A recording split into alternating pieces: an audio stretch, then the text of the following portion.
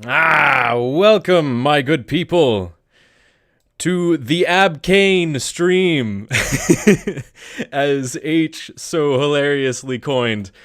Uh, H is always coming up with the new arcane adages, and today it's Abcane now, as you can see on screen here. How's everyone doing? Are you guys excited for this stream here? Oh, let me see.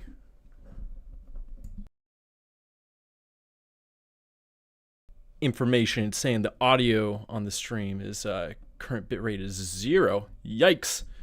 Can you guys hear me all right? Let me see. Open widget. Stream health. Connect, receive. Let me know if you guys can hear me. I'm getting a strange notification. I sound fine? Okay, cool. Glad to hear. I put this stream on a little bit slower latency so that you guys can get this footage right now in HD, in 4K, as they say. Hopefully in 4K. Usually I have it on a little bit lower, like ultra low latency, and that makes it so that I can see your guys' comments and respond to you guys really quickly. But this way, you guys will be able to see the stream a little bit more clearly, or the picture on stream a little bit more clearly. It'll just be a little bit more time in between me saying something and me being able to read your responses there. But with that, I wanted to let you all know the general schedule for this stream. What I'm going to do is I'm going to show you everything for this shader. I'll show you all of the individual textures, and then we'll go into the compositing system, because there's a little bit of compositing going on over here. It's not as full as everything that you see. We're only going to make this section here and then connect it to this section as well. It's a node jungle, yeah. But I'll run it down very easy for you guys to understand, or at least I'll try to make it very easy for you guys to understand. I'll go through the whole thing, and then from there, after I go through the whole thing, because this is actually not as big of a shader as some of the previous ones that we made in the Arcane style. This is actually a lot smaller, but I'll go through all of it. I'll take my time to show you each individual node, and we'll recreate all of this, and then I'll answer you guys' questions for this, and then we'll go into a little bit more of like variations of this kind of shader, because it is a little bit more harsh than what you might see on or in Arcane, just in the transitions between different textures. Also, something to point out is that it's going to look a lot sharper in your final render than in your viewport. Right now I have the viewport samples at 25, but your render samples can be higher, and it'll just allow for sharper rendering. But yeah, so I'll show you guys a little bit of my references for this shader. I was going based off of the Forge scene in Arcane Season 1 with Jace and Mel. We'll get this going up here. Sharp cane. Oh no. I'm seeing you guys are typing stuff in chat. I'll try to keep up with you guys here. Someone said, please make a tutorial on anime ground, please. Ooh, that might be a good idea. That would actually go hand in hand with the Arcane style as well. And I'm definitely going to be making more natural textures and shaders in the future. That is in just like the painterly sort of style that can go or that can have variations between the more arcane style or anime style. So I'll definitely go over more natural textures and things like that in the future and make tutorials on that. Oh, thank you. Love the character. Love the animation mug character. Thank you so much.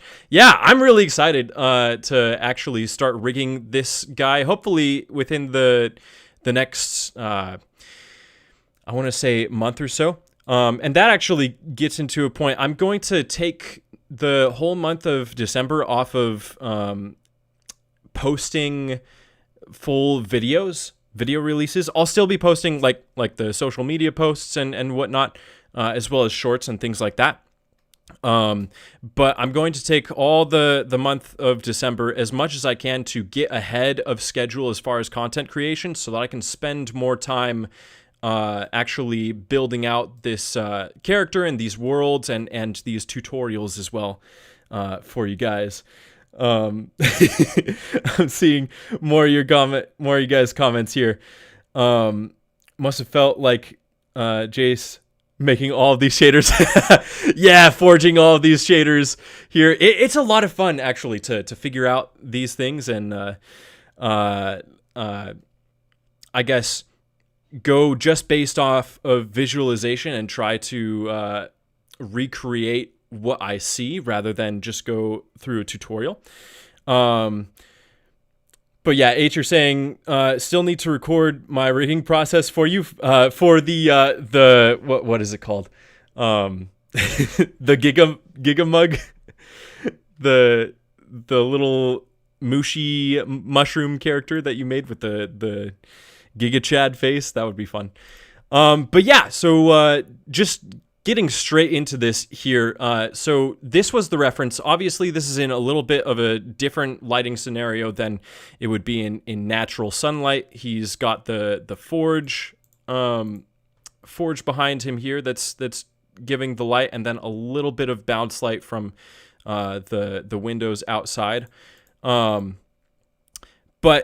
I think the general reference and the general idea that I was trying to convey and sort of texture shift that I was trying to convey was these types of light shifts from light to shadows. They're different than what you would normally get in the regular diffuse shader, and obviously they have their the artist at Fortiche painted all of these textures for their characters. I'm going with a completely procedural approach for my shader, and it gives you guys a little bit more control over how harsh of the shift between light and shadows you want it to be, or how soft you want it to be. And it also gives a little bit more painterly detail and levels between that as well. So what I would recommend actually in all of this, and what I'm probably going to do for my character here, and for all of my characters in this style, is I will have the this completely procedural shader for the main body, and then I'll do a little bit of normal texture painting for the head itself, just so that when I have closer up shots of the head, it doesn't totally break the illusion, because if you get closer, you can see that like some of these things don't necessarily look exactly like a hand-painted texture, and that's generally what we're going for. So it's kind of giving you guys the best of both worlds for that, and obviously you can adapt this shader to your workflow, your style, however you would like to do it. It is very, I would say it's very topology based, in that the texture itself and the normals, or the texture follow the normals of your topology. So just making sure that you have decent topology, everything kind of goes in a general flow. is a good idea to have. And then, of course, like having little divots where you would want shadows to be, that's all naturally there. And then you guys can add your own hand-painted textures to this if you want to add more line art and things like that. You can obviously do that for yourself and adapt this however you would like. Let me catch up with chat a little bit more here, see what you guys are saying. Don't want to neglect you here. But let's see. They said Blender 5.0 files or isn't working in previous versions. Do you mean like you can't upgrade previous files to Blender 5.0? Is that what you're saying? Also, is 5.0 like officially out for LTS or is it still in its alpha pre-alpha phase? I'm curious. Oh, thank you. I'm reading a comment right now that says, Comfee Mug, you are a hero helping us create our dreams. That means so much for me to hear, because that was the goal of the Comfee Mug channel, is to give you guys all of the tools that you would need to accomplish the different art styles that you want to create for your own art. And I'm so glad to hear that my tutorials and things are helping you guys with all of that. I'm seeing that you guys you're saying you think that 5.0 is official now. Great point, H. You said you could also append your scene into Blender 5.0. That's a good way of doing it. A little bit of a workaround if you can't just automatically upgrade your scenes from Blender 4.5 directly to 5.0. Really looks amazing. Thank you. I'm glad that you like it. I've spent several months tweaking all of these textures and the compositing specifically to get it to a result that would look, in my opinion, really well. The joy of us using Blender for 15 years. Yeah, you probably have quite a lot of insights based on all of that. Hey, Castleman, how you doing? Glad to see that you're here. But yeah, so before I get straight into the shader, I want to show you guys all of my rendering or the engine that I'm in right now. It's in Eevee. I have the sample rate at 25 for the viewport, and then it's just at its default for actual rendering. I have the color management set to standard for the view transformation, so make sure that you guys have all of that going. I'm going to disable compositing for now because I have it on always, so that I can see all of the compositing that's going on in the viewport. This is disabled now, and this is what the raw shader will look like in your viewport. And so I put basically just the Kuwahara filter on in the actual compositing. I'll show you the difference there, as well as a sharpen node. And we'll get into all of that once we've fully gone over the shader itself and all of the individual textures. And if I forget, remind me to come back into the view layer properties once we go over the shader as well, because there are some things that we'll need to enable for our viewport compositing or our regular compositing just in general. But yeah, so with that, are you guys ready to get into the shader and textures? You got your notepads out. You ready to explore what's going on in here? I'll try to have it so that you guys can see. What do you guys think would be a good view for this? We'll just focus on the chests for now. I think that might be a good idea. Yeah, H, you know all the tricks. That's fantastic. But yeah, so if you guys are all ready, I'll show you what each individual texture looks like, or group of textures looks like on its own to start, and then we'll recreate all of this. It won't take too long. We'll probably spend maybe 30-45 minutes on doing all of this and going in depth on how each texture works and what the nodes are used specifically for. And then we'll get into compositing and things like that. I'm reading a message in chat. One of you guys is saying, hey, thank you for the tutorials. They've been very helpful to me. I'm so glad to hear that.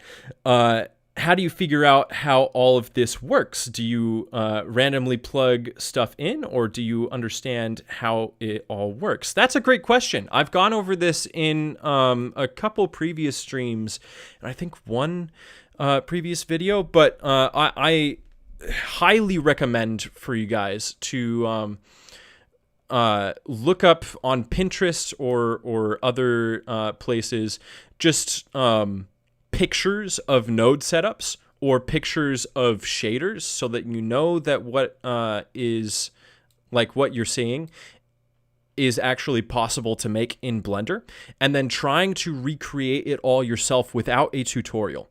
That's how I recommend fast tracking your understanding of how each individual node works on its own. Because it's made me have to, and I'll see if I can, let me type in Google here. There we go. I'll pull up something for you guys to see, just to have as reference of what I'm talking about. But when you look these types of pictures up, let me actually type in here. I'll show you guys what I'm looking at. Blender shader nodes. And I'm on Pinterest right now. This is not sponsored. But looking stuff up like this, right? You can have things be very basic, or you can go into something that may be a little bit more complicated. And sorry, I was looking up anatomy for characters and things like that. But you can have something maybe a little bit more complicated, and just try to recreate it, even if it's as small as this, right? And recreate it based on the visualization, not on hearing what exact node is being used. This will just really help you understand the nodes, what their functions are, because it will force you to have to play around with them and experiment with them.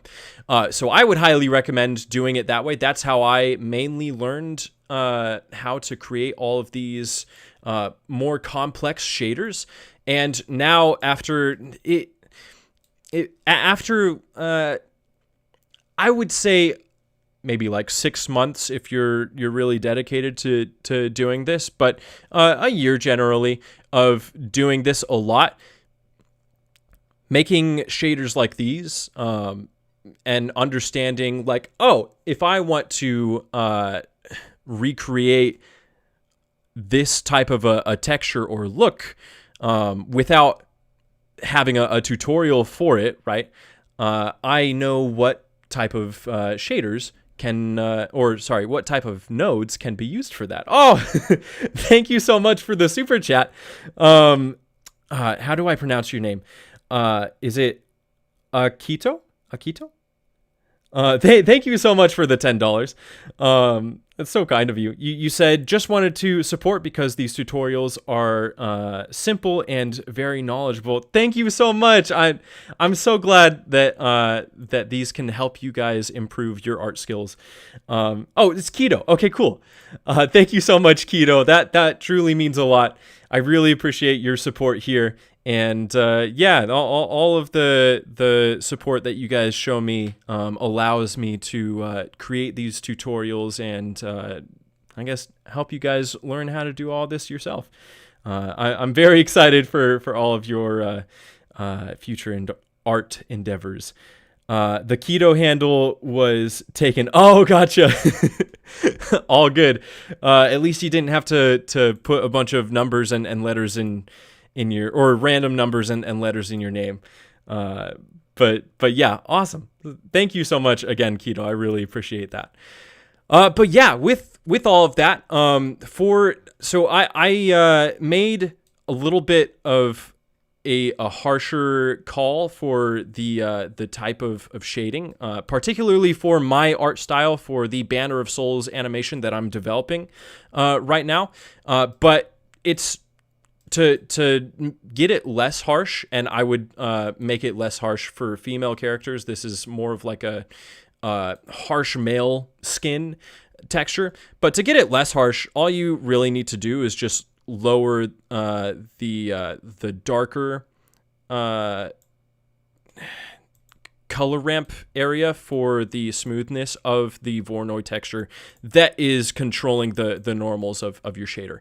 And now everything's a lot smoother, right? And I would say that this is a lot more akin to the Arcane style. I'll turn on the compositing again. This is a lot more akin to the Arcane style. I had it harsher just so that I could understand the real inner workings of this shader itself, and because I'm taking a little bit of creative liberty. But softening this shader will definitely allow for it to look more Arcane-y. So it's literally just you're based on your preference if you want it soft or if you want to harden or harshen the let me put it back. Yeah, there we go. If you want to make the transitions between textures harsher.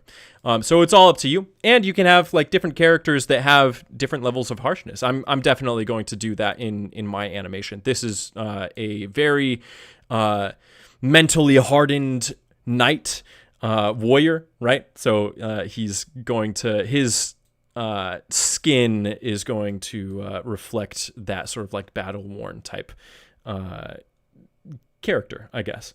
Stopzilla, you said, been working on a look for a character. It's been hard to figure out a look that flows well with the animation. Thinking something ethereal inspired by Impressionism, mainly, I hope I'm pronouncing this right, Degas, and NC with. I haven't heard of either of those artists, but I'd be very interested in looking those up, because I am, for some of the characters for my animation series, I'm going to have like spiritual beings and quote unquote gods. They're more like just ethereal beings. So I'd be curious to check out those artists' styles, and maybe in the future give you some tips on that. I think that would be really cool. But I am very excited for your characters that you're working on. And also really glad to hear from one of your previous comments that you've found the spark, the creative spark again. I'm so happy for you, Stopzilla. But yeah, let me read another comment, and then we'll have to get straight into the breaking down the shader. But let me see here. You said, or Kevin Park, you said, when you get the normals of the texture coordinates, I noticed that you don't use a vector transform from object coordinates to world coordinates before plugging it into the Voronoi. Vector transform. Let me look up that node actually. So vector transform. Let's see. I have never actually used this node before. I've seen it in like some other people's shaders, but I don't actually know what this is. I'm very curious on how to use it. You said, in my experience, it sort of messes up your light direction when the object is rotated. Oh, does this fix that? Does this actually fix that? Because if it does, this will be a lifesaver for my shaders. It fixes it. Oh, Kevin, I am so glad you commented that. Thank you very much. I am going to start implementing this into every shader now. That is awesome. Yeah, so I will do a lot more research on this shader. Sorry, not this shader. This node, and I will likely get back to you guys and implement it into a full tutorial and all of that, and all of my tutorials moving forward. But just so that I'm aware, do you put this in between the texture coordinate and the mapping node, or is it in between the mapping node and the vector input of a texture? Let me see here. Vector transform can change the direction of the normals. Interesting. If you don't, it means the light hits the object from the wrong coordinates. Ah, okay, gotcha. Very cool. So yeah, let me know where you're supposed to put the vector transform. That is a game changer for me. So thank you so much for sharing that knowledge. I love it that you guys have knowledge that I don't, and I have knowledge that you guys don't, and we can just share between and improve each other's art. Iron sharpens iron, as they say. You can just put it after the texture coordinate node. Ah, okay, so like this. And I'm assuming that you would adjust some of the settings if you needed to. This is very interesting. So point, vector, and normal. But this would be, you're saying this would be used for something that has the object info node connected to it. Right. From the object to world. Ah, gotcha. Okay. That's very cool. It is apparently taking my shader a little bit to load there. But let's see. Was there any difference? There was not any difference. That's in texture. That is fantastic. So it didn't change the look of the shader. It just helps with it fixes the issue that you run into with the origin point when you rotate your object and things like that. Okay, cool. Very cool. Okay, I'm excited to implement this. Let me know if I'm using it properly for if just by default it's at the right settings, or I'll obviously do more research after this as well to make sure that I'm using this. But I think that's awesome. Not to spend too much time on just one node, but I am very happy to learn about this. So thank you so much for telling me about that. But okay, so we're now diving directly into the shader itself, and this can be categorized into 4 different, maybe 5 different. What is it called? 5 different frames, I guess, or texture inputs, maybe. 4 if we wanted to consolidate, but I'll keep it at 5. So let me move these up and over, just so that it's a little bit easier to see. So right here, we have the texture that is, or the node setup that's driving all of the softness, the smoothness, and sharpness for our Voronoi and its normals. It is a technique that I've told you guys about several times before in I think the last tutorial that I uploaded with the stone armor shader. If I show you guys that right now, then I'll probably get on a tangent because of my whatever it's called, OCD, I don't know. But definitely go check out that shader breakdown, because that is already out there on my YouTube channel. Check it out after this if you want to see more of the particular technique. But basically, what we're doing is having 2 noise textures, and one has the factor plugged into the vector. I have it on the object texture coordinate node, just so that it doesn't stretch based on like the mesh itself. It's very uniform in its distribution across the mesh and the character. And let me show you guys here actually. It is just the brush texture. And so all of it's all of these little swirls, right? And so I have two of these textures in place, right? One that is a little bit offset from the other, and it's being, I guess, mixed between based on the black and white color stops of this Voronoi, right? And so you can have a lot of different variation. The idea was to get different stroke paths throughout the character that would influence the normals and make it look like it was hand painted, not just in one continuous brush stroke. That like only having one of these would one of these textures would look like, right? So this is just one. This is the other. If it'll load for us. Yeah, this is the other.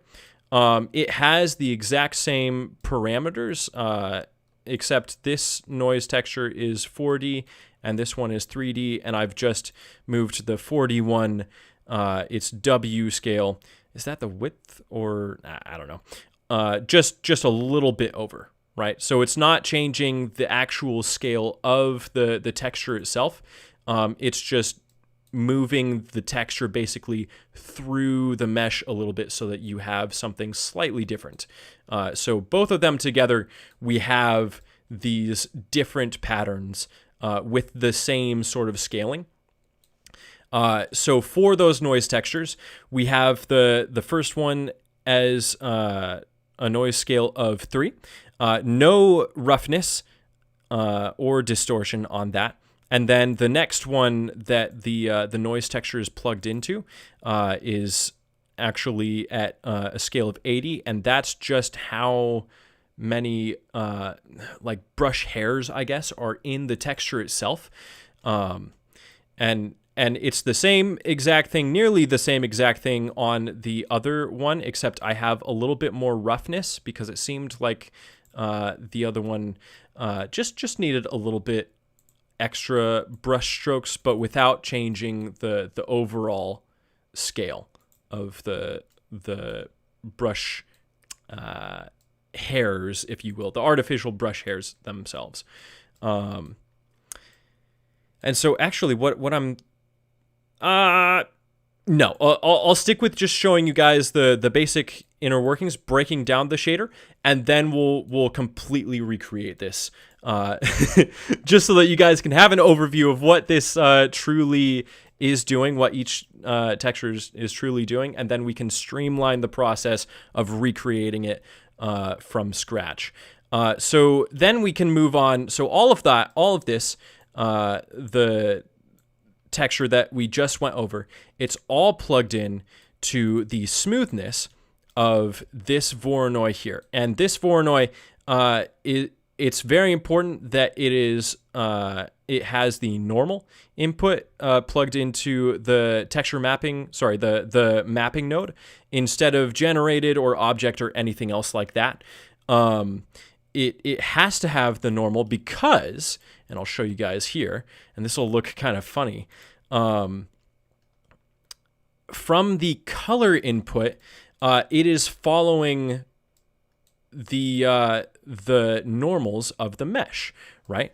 So I'll press tab, and you guys can see that where the mesh is a little bit more stretched out, the Voronoi texture itself has stretched out as well. But where it's more uniform, right, the texture is more uniform. So it follows the topology of the mesh itself, right? And you can see that very clearly here with the distinction between the muscles, right? and that's more so in how the mesh has been pushed in there, and things generally like that. You can also see this especially in the face too, where the texture is following the lines that I've created here. And I'm not 100% sure if this is the optimal topology for faces and things like that. I'm still learning all of this and growing my skills, refining my skills. So I basically just copied from not a tutorial, but like a picture on Pinterest of an optimal version of topology for faces. And so obviously it'll vary between different topology, different meshes. But generally the texture will follow the structure of whatever mesh that you have. It gets very dense in the ears. And so for the face itself, I'm going to explore texture painting, like actually texture painting the normals on my own, and seeing how that works and what that looks like versus what the completely procedural approach looks like. I feel more confident in my procedural skills, but I'm trying to push the boundaries, if you will. I'm trying to push past my limits and exceed my own expectations in my art skills and whatnot. So yeah, this is just the general way that this isn't what the normals look like. I'll show you what the normals look like. But it's a good way to visualize how the texture will react to the mesh. The normals coming out of the Voronoi position output will my words are failing me right now. It'll follow the texture as well. So, sorry, I'm just reading a comment in chat here. I think this was context for a little bit earlier. The W is not the width, but the fourth float for the 4 dimensions X, Y, Z, W. Oh, very cool. Awesome. That's good to know. But yeah, so the normals of the Voronoi will follow the actual color of the texture. Or more so like the roughness of the texture, right? Things like that. I'm just realizing that I still have compositing on, so I'm disabling compositing, right? So now we're just getting the raw texture for you guys to see. But yeah, so this is what the normals will look like, and all of that is being plugged directly into the diffuse, the normal input of a diffuse BSDF. So just a diffuse BSDF by itself, and this is the default. I actually, oh no, I did change the value to 1. So that's good to know. But having it all plugged into just a regular diffuse, then this is what you're going to get, right? It has the colored light interactivity already, and it has a good dichotomy between light and shadows. And once again, you can change the softness or smoothness of your shader while still keeping the Voronoi's normal texture input, right? So changing it is just reducing the black or lighter gray color stop of your color ramp for the brush texture itself. So yeah, that's what it looks like going through the first diffuse. I have that plugged into a shader to RGB, which runs through a color ramp. And I actually did this a little bit differently than I would usually do it if I'm making all of this a group node, or putting all of this into a group node. Normally, what I would do is I'll Shift Control D there and change these back to reduce the saturation and reduce the value all the way. Change these back to just black and white. What I would normally do is have a mix color and connect the color ramp to the factor of the mix color. I'm just realizing we would need to invert these colors actually. Wait, no, we wouldn't. Oh, okay.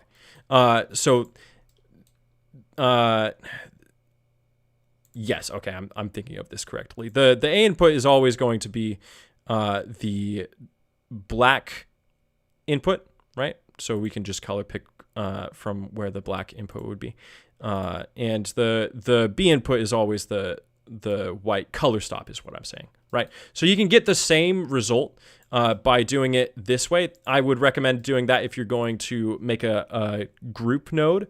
And that way you can just have the color inputs directly plugged into the group node. But yeah, it is the exact same result. It just depends on your preference of how you want to do that. But yeah, so this is what the shader looks like just going through that color ramp. I wanted to focus on getting the more diffuse skin tone going on when it's directly hit by light, but then have a softer pink color for the shadows, because we're trying to emulate the look that you would get from light, almost like ambient occlusion. When light, if you ever put your finger or your ear up to a light source, or put a light source behind your finger or ear, then you'll see that it's more red or pink or whatever as the light is shining through shining through your skin, right? And that's just because it's going through the blood in your finger or whatever, and you're getting light passing through a colorized substance. And so that's the general idea of what I was trying to recreate with this. Obviously, this is not the end result, because we add back in the darker shadows with a second diffuse. But before we get there, we also have a Fresnel node, and this has its normal plugged in to the or has the Voronoi position plugged into its normal as well.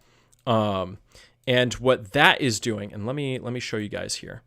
What this is doing, or actually let me show you on its own first, and I can talk about what I'm doing with this shader to RGB node. My dog is barking in the background. He's such a cute guy. But yeah, so the this Fresnel node, we're creating a little bit of an outline as well as a little bit of like a sleekness on the edges when we just get to where the what would you say this? The mesh is just about to go off of the screen there, or out of view, I should say. Yeah, subsurface scattering. Thank you. that's what I meant there. Thank you for clarifying that. Subsurface scattering. Did I say subdivision or something like that? I'm not too sure. Thank you for catching that. But yeah, so this is to create a little bit more rim light as well as that more of that subsurface scattering effect.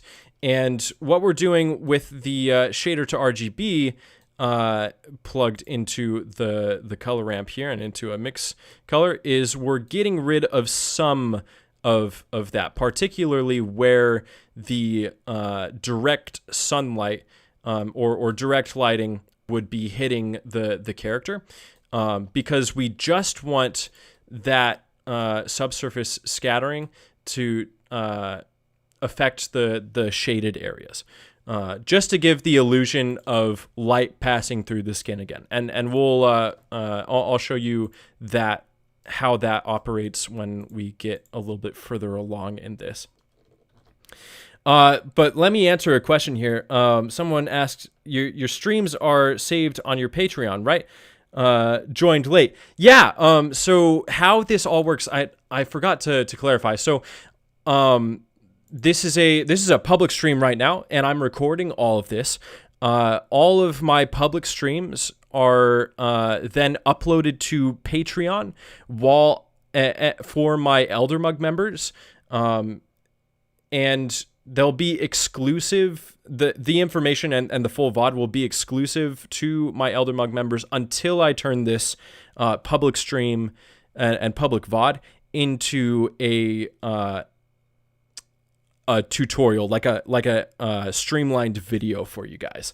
And then I'll upload that video and make the VOD public for you. I'll be releasing that this particular tutorial for this shader based on the stream that we're doing here. I'll upload that early January of next year. So all of that is going to be publicly available for you guys. You guys are technically getting like an exclusive first look, if you will, into this shader. So I would be writing all of this down if you want to really make sure that you're following along, or not just writing this down, but like recreating this if you want to have this shader yourself right now, or you could subscribe to my Patreon. you could do that, and help support the Comfee Mug a little bit, and allow me to make more of these videos. And then you'll just always have access to not just this VOD, but all of my public streams and VODs after every stream. So you'll just always have access to that. Let's see here. You should, you sound more like an artistic person than a technical person. I always, missing that part of tutorials, since people always talk, about the technical stuff. Oh, thank you. Yeah. I try to look at it in both perspectives. What I'm really trying to focus on is, getting that artistic style. And then I can get technical in like how all of this operates. But it's all really geared towards getting the art style that you want. So we can break stuff if we need to. But yeah, I take that as a compliment. Thank you so much. But yeah, okay. So where was I here? So we're blocking out where the light would be. Oh wait, that's the alpha. We're blocking out some of the. If you guys can see here. Oh wait, maybe did I do that? Oh wait, I'm just realizing that that's awesome. I just fixed something. So these actually don't need to be inverted. They need to stay as they are. And let me actually make sure that that's how all of this is supposed to be working. Yes, it is. Oh, wait. Is it? Or is it more so supposed... Did I have it right before? I'm troubleshooting right now with you guys. Bear with me for a second here.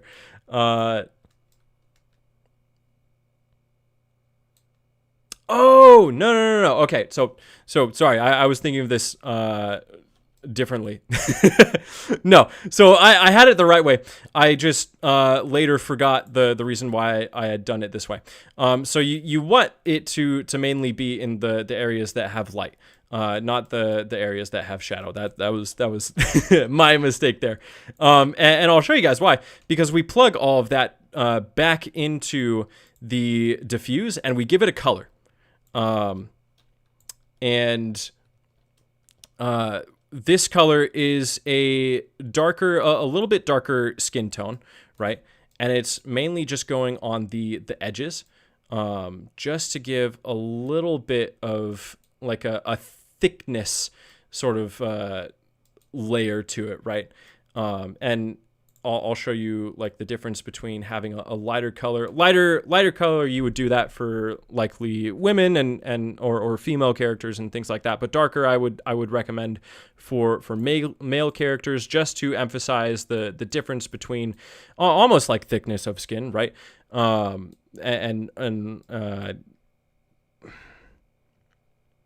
more like toughness of skin. I don't know. But typically you'll see in anime that there's more contrast in male characters' skin colorization than there is in female skin colorization. It's just the difference between rough male and soft, more feminine female. So that's the general idea for it. Let me see here. Someone asks, what are your thoughts on the Goo engine, Dylan's Goo engine? I actually have never tried it, but so many people have been asking me about it. So I'm probably going to end up making a just a full, I guess, my thoughts video on the Goo engine. But I've seen so many good things about it, and all of the information on it and its new nodes and everything. It just looks awesome to me. You need to try Goo. Okay, I will try it. Maybe I can do a video where it's like comparing Blender 5.0 and Goo engine, specifically geared towards stylized renders and character models and things like that. So we'll see. That might be a fun little thing. It works. Oh, the Goo cane, really? No. Someone's saying it works really well, honestly. Really helps with cell shading. Yeah, that's what I've seen.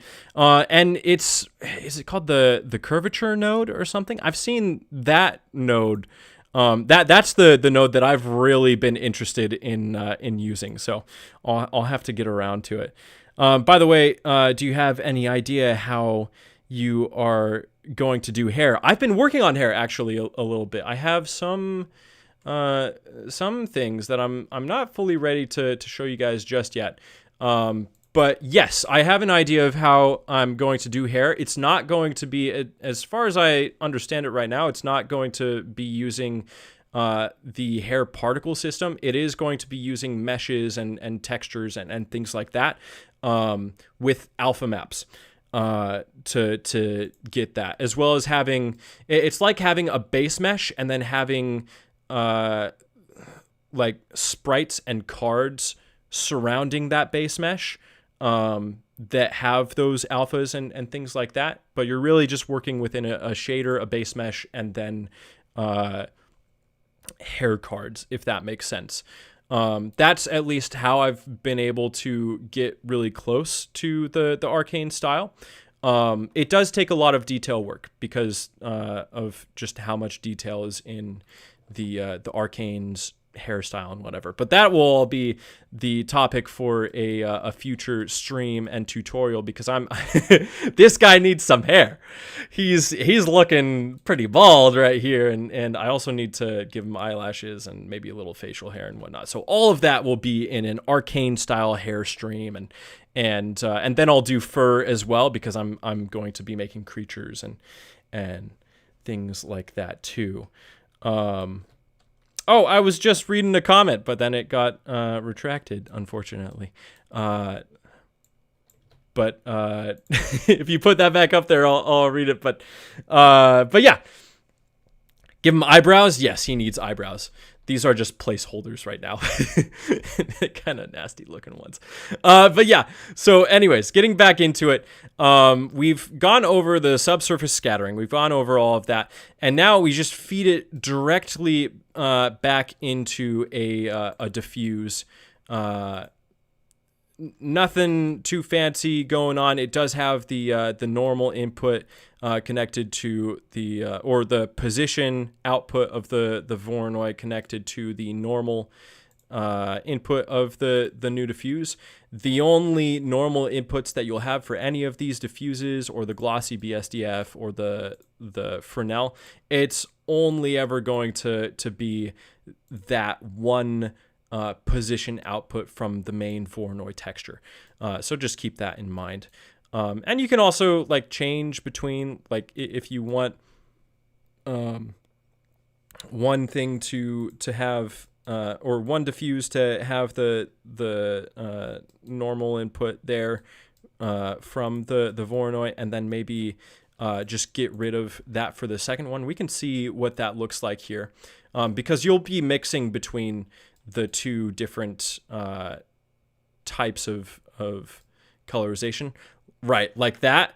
That's what it looks like without the diffuse. The final diffuse having the position in there. It looks a lot softer. So this is probably what you would end up doing for like a very youthful character, right? I don't know why I said it like that.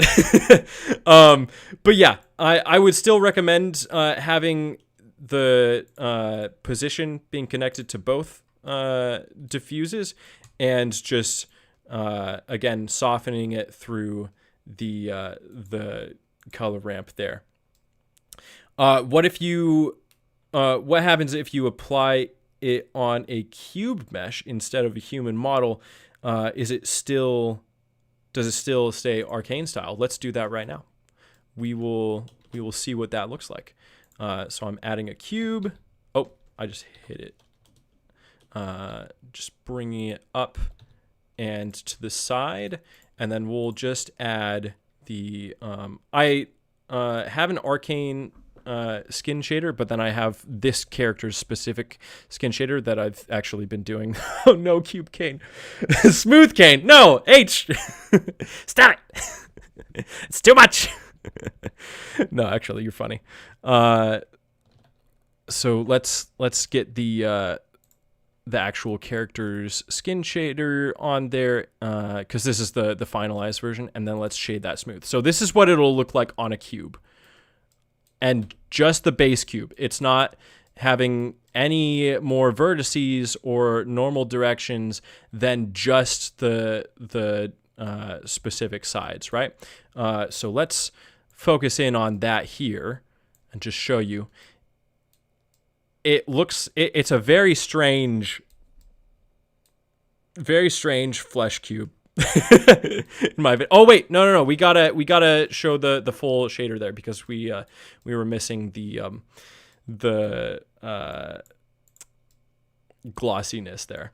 But yeah, this is what a cube would look like. Obviously, the Fresnel node is giving it this strange edge here, because it's not able to wrap around very well.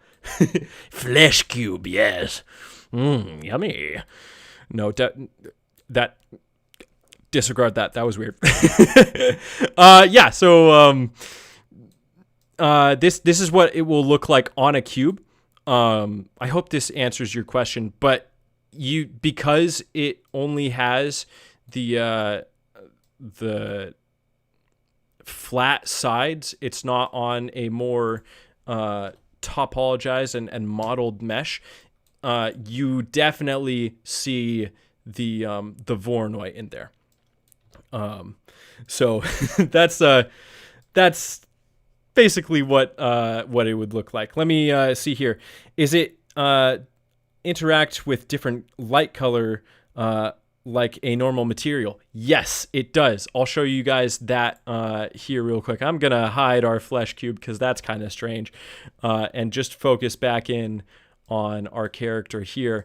It interacts very well with different colored light, and you can see that from back here. I have a bounce light, which is literally just a softer sun with a strength of 2, right? Angle of 50, and then a color right there. and you can increase the saturation and do all of that stuff, and it remarkably interacts really well. Let me show you what that looks like with the compositing enabled, and it just flattens some of the colors and then also sharpens them a little bit better, or the textures, I should say. Yeah, it works really well in my opinion. Mushrooms do consume flesh occasionally. Oh no, we're getting into the myconoids from Baldur's Gate 3, or what are they called from The Last of Us? The cordyceps? Oh no. Yes, they do. That's I might be a cordyceps. You do not know. I might be the first human cordyceps. A flesh monster, a mushroom zombie, as they say. What different look with your material in different render mode? Oh yeah, are you talking about using HDRs? Because this works really well with HDRs as well. You'll obviously have different lighting dynamics. I would recommend using a softer HDR. Like this here.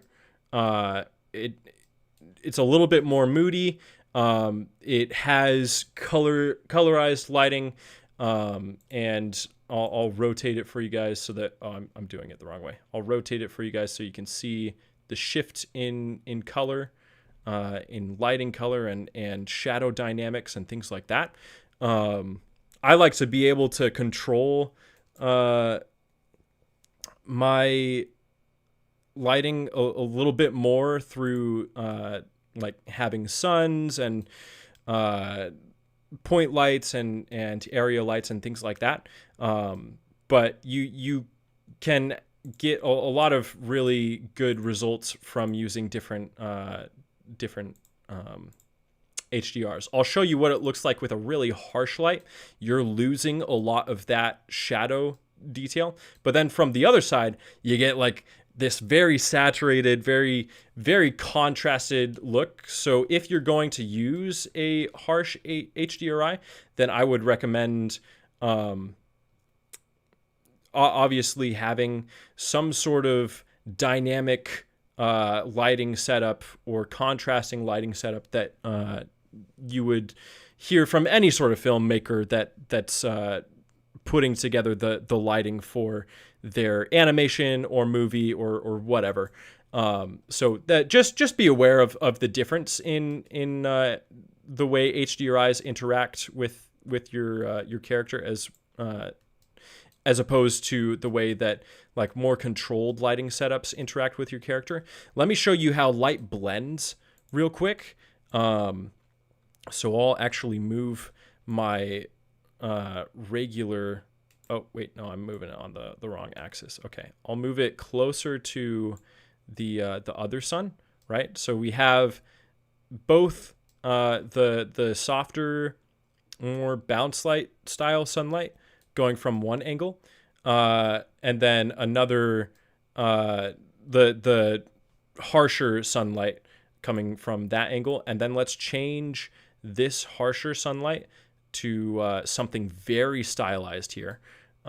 Maybe we'll go with maybe a, what do you guys think? A lighter, more like yellow orange type look. And then we'll go for the other sun. We'll go with like a purple. Yeah, I like that. So this, let's just focus directly on the shift right now between the different colors, right? I'll get it as close as I can. The color shift is surprisingly really nice as well. You don't get strange artifacting. And again, remember, I have this main sun on level 3 or strength 3 and this secondary sun on strength 2, and they both have their saturation at full. And I think that obviously if you pick clashing colors, then it might not work very well. But actually, I just went all the way around the color spectrum, and that kind of looked nice all the way around. Not gonna lie. But yeah, it's just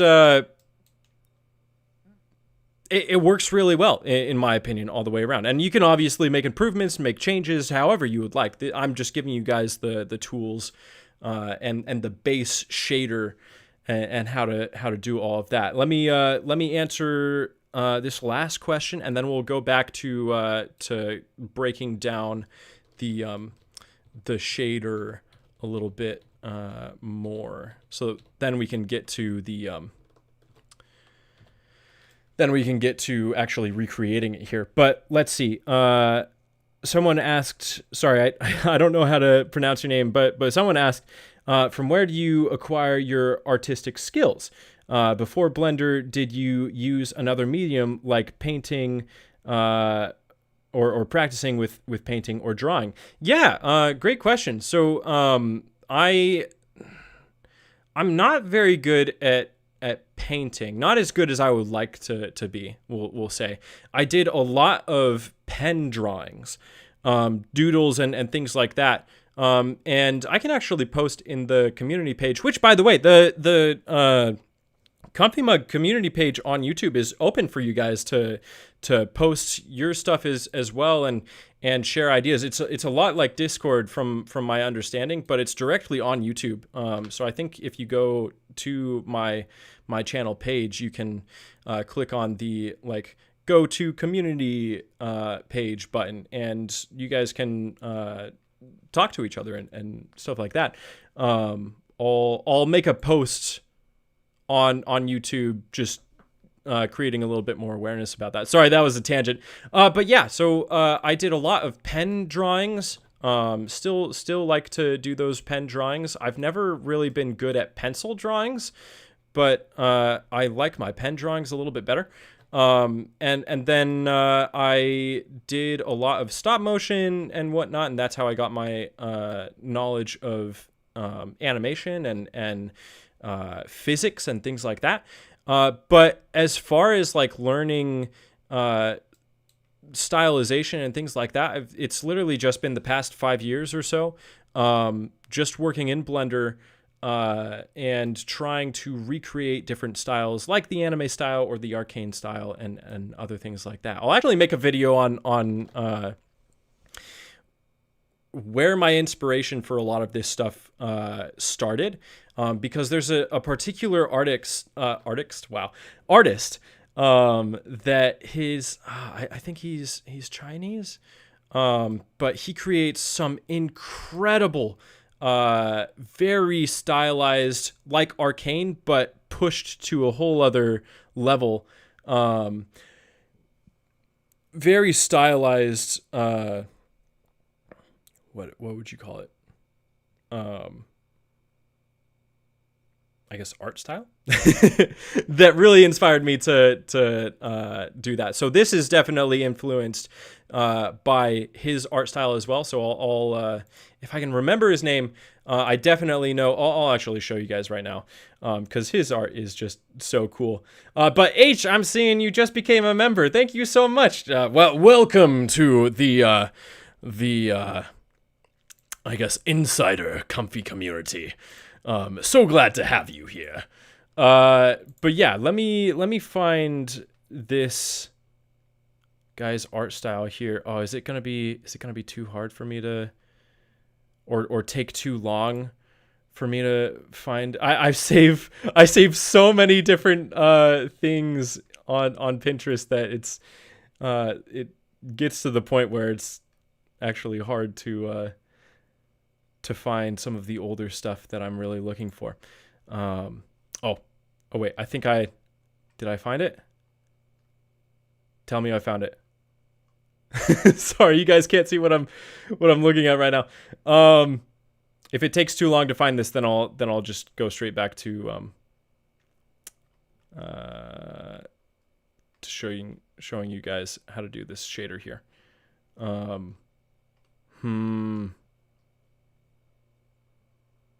I don't think I'm seeing it. Okay, I'll show that in a video or a future stream or something like that. Yeah, you are doing double support. Thank you so much, H. Don't overdo yourself financially there, though. I want you to be able to survive, obviously. But thank you so much for all of your support, and for everyone who supports my channel, all of the YouTube members and Patreon supporters, as well as all of my subscribers and you guys here checking out the stream. Thank you so much for all that you guys do for this channel. But yeah, so let's get back into it here. Let's not lose focus with me trying to find stuff on Pinterest here. So yeah, so we went back. We have everything set up, or we've gone over everything except for the glossiness here. And let's just take a look at the glossiness. And this will kind of start looking like a pencil drawing, honestly. H's producer mug. Yes, he is. Yeah, so this is what the glossiness texture just isolated looks like. And all of it is just, again, it's the glossiness. It's got the roughness actually plugged in directly from the Voronoi textures color, right? And that's going into a color ramp that has a little bit more of a harsh contrast, right? So this is what that texture looks like. And then I did soften it up just a little bit by plugging it into this mix color with a white texture, or just a fully white color. So that's it's just making it a little bit less contrasted. And that's going into the roughness of the glossy BSDF. It is on multi-scatter GGX. I don't know if that's the default or if just regular GGX is the default, but good to know. And the value for this is all the way at 1. And that is being plugged into a color ramp, or shader to RGB, and then a color ramp. And then all of that goes. So this is what the glossiness looks like. And then all of that goes into another mixed color, which it's plugged into the factor. So the A input will always be the black color stop, and the B input will always be the white color stop. And so I've just reduced the value of that white color stop a little bit. And all of that is actually being plugged into the factor of another mixed color. And so once again, the A input, whoa, I'm just seeing Keto. Whoa, you just gifted 10 memberships. Thank you so much. That's so nice of you. Wow, that's awesome.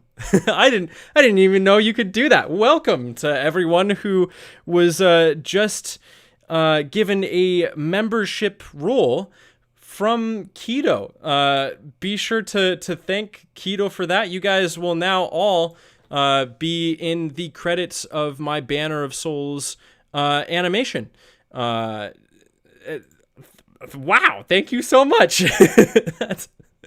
Thank you.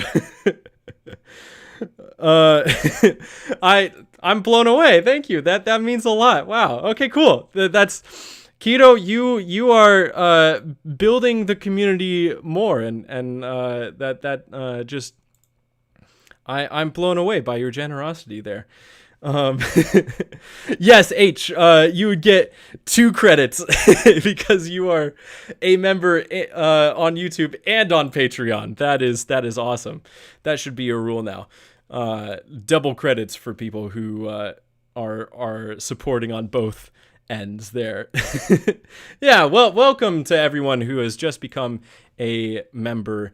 Thanks to Keto there. And thank you so much, Keto, for your generosity. That is so kind of you. But yeah, so getting back to this, sorry, I don't want to sound like I'm just brushing all of that off. But I also am looking at the time, and we have until 8 o'clock to finish this. So I want to be able to get all of this information on there for you guys as possible. But also I'm just very thankful for all of the support there. Bigger mug, yes. Yeah, okay, so all of that is plugged into the factor of the final mix. And once again, if we're going based off of the way that values interact with mix colors, right? The A input is always the darker value, right? The darkest, I guess the A input there, and the B input is always the lighter value, right? So that translates over here to now having the A input being our typical just diffuse shader, everything that we've gone over so far, and the B input not having a complete mix, which would be a value of 1, right? But it's just mixed in just enough to have this whole setup right here. Very simple setup, but it's an emission that just the emission on its own, it would just be straight white, right? But it's an emission that is given the ability to be affected by the saturation and hue of colored light. So we're getting that bounce lights color from this diffuse here. And you can change how much of that is affecting your shader. And I'm seeing someone is saying good night. Oh, Keto, you're saying good night. You said actually gotta go. But I'll be back another day. Good night, guys. Thank you so much for your contribution this stream, Keto. I will be very happy to impart this knowledge to you at a later time. But yeah, I'm thank you so much once again. I hope you have a great night, man. And I'll hopefully see you in future streams here. But yeah, so let's see here. Someone said, so you basically painted out the sweatiness. I'm not sure what kind of sweatiness are we talking about here. I don't really know what you mean. I'm sorry. But it just allows for there to be a little bit more of a dynamic lighting situation while still keeping the colored light input, right? Because if I take away the interactivity of that colored light, you can see how once this loads here, you can see how the glossiness wouldn't be able to interact with all of that at that point. What's going on here? Load for me, please. I beg of thee. Well, while this is loading, I'll just take another sip of water here. There we go. So yeah, you can see the difference between, well, actually, let me saturate this light even more. You can see the difference between this is it with its full interactivity, saturation and hue interactivity, and this is with no saturation and hue interactivity, right? So that's what the glossiness would look like without it. It's important to have the diffuse there influencing the emissions color dynamics and things like that. But yeah, so let me undo the saturation of this just to have a little bit softer. We had it at like 7.5 there. That's nice. Okay, cool. So yeah, that is the general setup of or breakdown of the setup for this shader. And obviously you can bake some of these textures if you have a completed character mesh that you're not going to make any more modeling adjustments to. You can bake some of these meshes, not meshes, textures, in order to make your shader not need as much processing time or power. I've done that a little bit, but I did make a couple mistakes in some of my bakes, and I figured out the problem, so I'll probably just show you guys how that would work in a future stream and tutorial here. But getting into, or sorry, before we get into just recreating all of this from scratch, do you guys have any questions that I can answer just real quick? Because I want to be able to go into the compositing node setup as well, because there's something very important in there too. Let's see. So basically, you painted out the sweatiness. I think I read that before, but can you show an example of baking the texture? Yes, I will show you guys how to do that in a future video. I don't think I have enough time for it right now, but the general idea is that you will build everything in Eevee.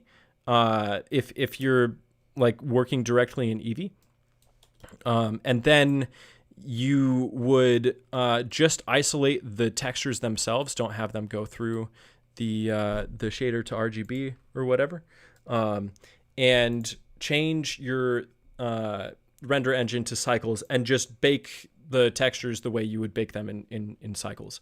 And then you would have an image texture that can work in both cycles and Eevee. So you would just change your render engine back to Eevee. That's the general premise of how you would do it, but I'll likely go into more depth on that in a future stream and tutorial there. Ever think of making a Discord server? Yeah, I used to. I want to make sure that I'm able to stay on the moderation, and I wasn't able to very well on Discord. So YouTube has a little bit better moderation tools for me to use. So the YouTube community is open for you guys to post your pictures of your artwork and things like that, and you can be able to give each other feedback and talk and share videos the same way you would be able to on Discord, but on YouTube. The server is there, but it said, yeah, I have it paused. If the YouTube community page doesn't work out, then what I'm going to do is just hire a moderator and reopen the Discord community there. But yeah, that'll have to take a little bit more time to where I can actually afford to hire a moderator. But yeah, so let me just get straight into rebuilding these here. I'm gonna go a little bit rapid fire. So you can follow along with me, definitely. All of this information, again, will be available in a future tutorial that you'll be able to pause and rewind and go back and see all of that stuff as well. But we'll start off with the brushstroke texture, and that's literally adding a Voronoi. We press Control T. I have Node Wrangler enabled in the system preferences there, and we'll give this an object info node, and we can actually add the vector transform, which I just learned about. So vector transform, there we go. And that will help with like when you move your object around, as I'm told, and pivot things. And so the Voronoi texture itself is going to have a scale of 35. We also need to make sure that this is on F1 smooth, and then it's not going to have any detail. Don't need to worry about that. And the smoothness and randomness is going to be all the way up. We'll also add a color ramp. Color ramp, there we go. Set the transform to normal mode, and the bottom to world, top to object. Okay, cool. And that's how it would fix the pivot. So it would be normal, and then you said top to object and bottom to world. Okay, so this is how it works well. This is the first time I'm using the node, so I just want to make sure that that's how it's implemented properly. And while you're answering that question, we'll continue working with this or creating this texture here. Yep. Okay. Awesome. Sweet. Thank you for all of that insight. This is the highlight of my week here. Is learning about this node. But yeah, so then the color is going to be plugged into the color ramp there. And then we'll change the black color stops position to 0.4 and the white color stops position, where is that? I think it's at 0.6. Yeah, it's at 0.6. So we'll change that to 0.6. There we go. And I'll zoom in a little bit further on, but I just want to make sure that I have this in view so I'm not deviating from how I did it. But then we're going to add a noise texture, and we're going to duplicate it 4 times. So just Shift D, and then we can select all of these. And well, actually, before we duplicate both of these again, we're going to change the settings. We also want to plug in the mapping node, our original mapping node, to the vector input.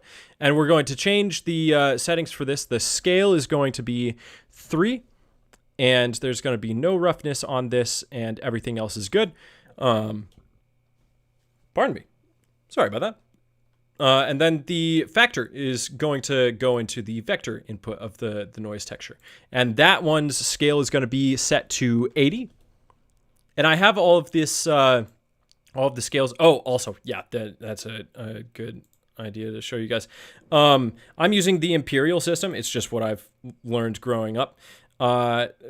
These numbers might be a little bit different for the metric system, so feel free to make adjustments as you would need to.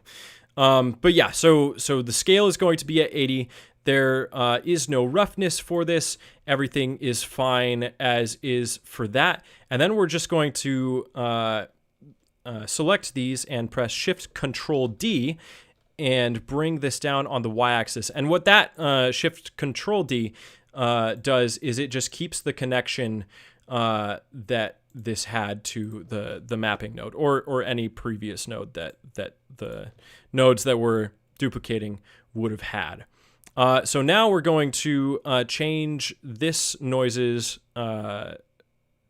dimensions to 4D and just set this to 0.5, right? And then let me look down here. I think, yeah, we kept the roughness at 0.5 for that one as well. So we'll just redo that there. And then all of that is going to be fed into a mix color. I meant to type in mix color there. But it's going to be fed into a mix color. The top one is going into the A input, bottom one's going to the B input. It doesn't really matter where it's going to go, or which one is going to go in there. It's just it's going to be mixed either way. So let's just check our character to see what that looks like. Okay.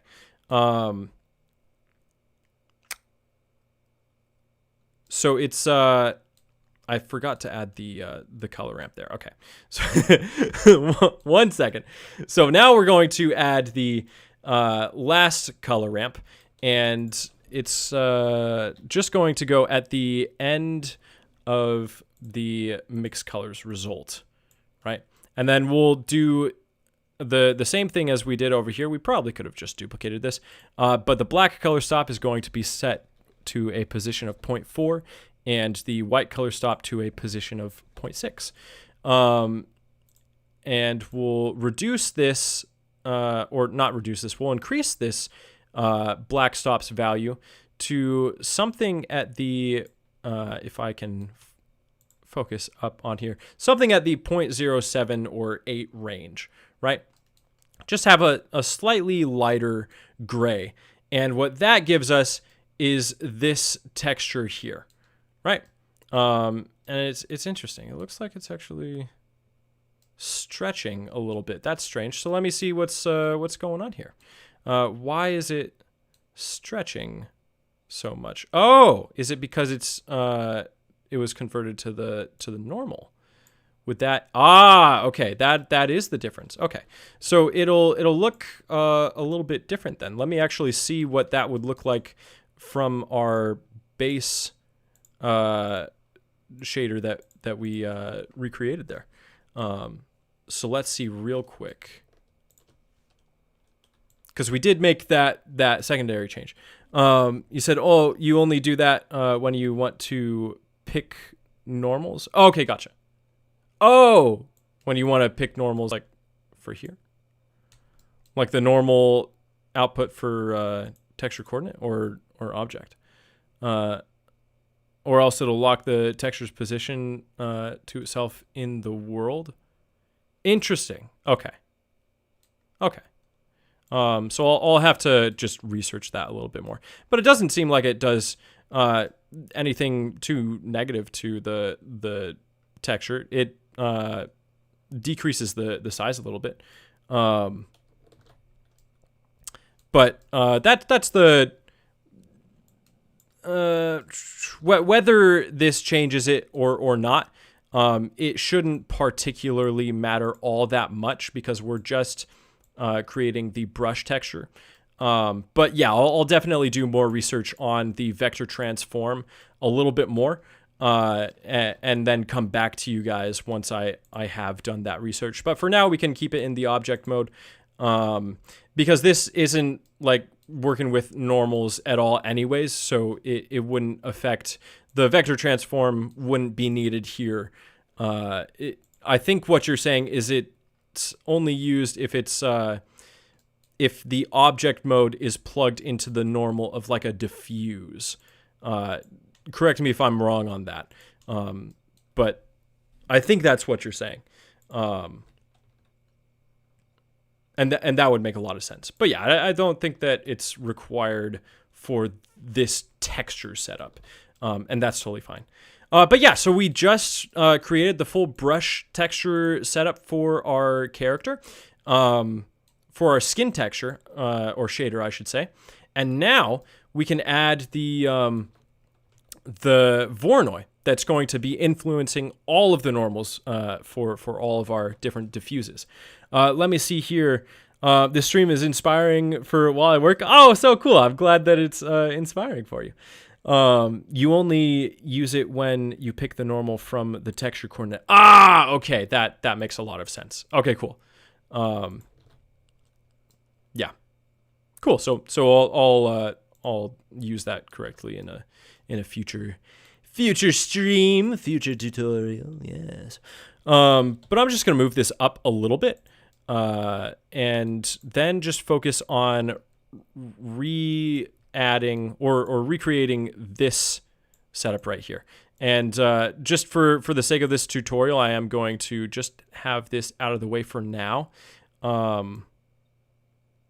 And we'll see. Actually, I don't think it actually affected the texture too much, but we'll see. So this is literally just a Voronoi with a mapping node and a texture coordinate node that has the normal plugged into there. Yeah. So we can add that in right now. So we'll add a Voronoi, and then we'll press Control-T to get the mapping and texture coordinate node up there. The normal is going to go into the vector, and then the scale will be at 3. That seemed like the best sort of scale for this here. Randomness is going to be all the way at 1, and we want to have it at smooth F1. And then we'll just bring this back up to our texture that we're recreating here. And the result from our previous color ramp is going to go straight into the smoothness there. And we can click on this and see what the result looks like. And that is exact to our original shader. So that's awesome. But yeah, so that's all we need to do for the normal or the normal effects there. So now we can just add the diffuse BSDF and all of this happy goodness. So we'll just add a diffuse BSDF. There we go. And then add a shader to RGB, and then a color ramp. There we go. And we'll just connect the position of the, I'll focus in here. We'll connect the position of the Voronoi texture to the normal of the diffuse. We'll make sure that the diffuse's value is all the way at 1. Wait, did I have this one all the way at 1? I did, okay. Just wanted to make sure. And then we'll just connect these nodes like so. And then the color ramp, again, you can do it the way that I would do it for a group node, or you can just have the colors directly into the color ramp. But the colors themselves, I'll duplicate this and bring this up here. Well, actually, let's make sure that the color stops are in the right position, because we do need to change the white color stop to a position of 0.55. So let's do that here. 0.55. There we go. And then the colors themselves, whether you want to do it the mixed colorway or the color ramp way, the black color stop will have this hex code here. It is hashtag E2787EFF, or that position on the color wheel there. And this is just to get the exact colorization that I'm using for my character. You can have different skin tones and whatnot, depending on your character's ethnicity and all sorts of stuff like that, as well as the style that you're going for your animation or your character there. So it is not... Oh, that's why it looks darker. Okay. I was wondering, like, why does this look darker than the actual skin tone? It was because the factor was blurring it out. But yeah, so obviously you can use whatever sort of skin tone that you want. Uh-oh. Did my stream crash? You guys still with me? I think my internet just cut out. You guys still there? Let me know if things are good, or if it just cut out for you guys. Yeah, you're doing fine. Okay, my my screen just went like the not the blue screen of death or whatever, but the it said like I had 0 internet connection. So, but it was just for a second there. So I'm glad that we're all still here. Oh, thank God. But yeah, so. The next skin tone, which will be the white color stop or the B input, has a hex code of hashtag E4AC94FF. And I'm just going to copy and paste that into that hex code right there. And now we can just shift control and left click. And now we have our base skin tone, right? Pretty cool stuff, in my opinion there. So we can get rid of this just to streamline the process. And now what we're going to do is, yeah, let's add the Fresnel node set up here to get that subsurface scattering. And in order to do that, we'll just add a Fresnel node. Remember that the IQR needs to be at 1.6 for a good result, and then we'll just add these color ramps and mix colors in. So bringing it back up here, we'll add that Fresnel. There's another node that's like the Fresnel. I forget the name of, but I think you can use that as well. It's got a little bit more utility, but it's also a little bit less user-friendly. But anyway, so we just increase that little default number by 1. Layer weight. Yes, thank you, H. Layer weight is what it's called. So we just increase the IQR by 1, or 0.1 from its default number, and then we'll connect the position to the normal, and then we'll add another color ramp. Or another trick you can do is just duplicate this color ramp here and press backspace on your color ramp when you have it selected, and it will reset your color ramp. So if you guys didn't know that, then that's a cool way to do it a little bit faster. And so that factor, we're just changing the position of the black color stop to 0.1. Oh, so we can do that here.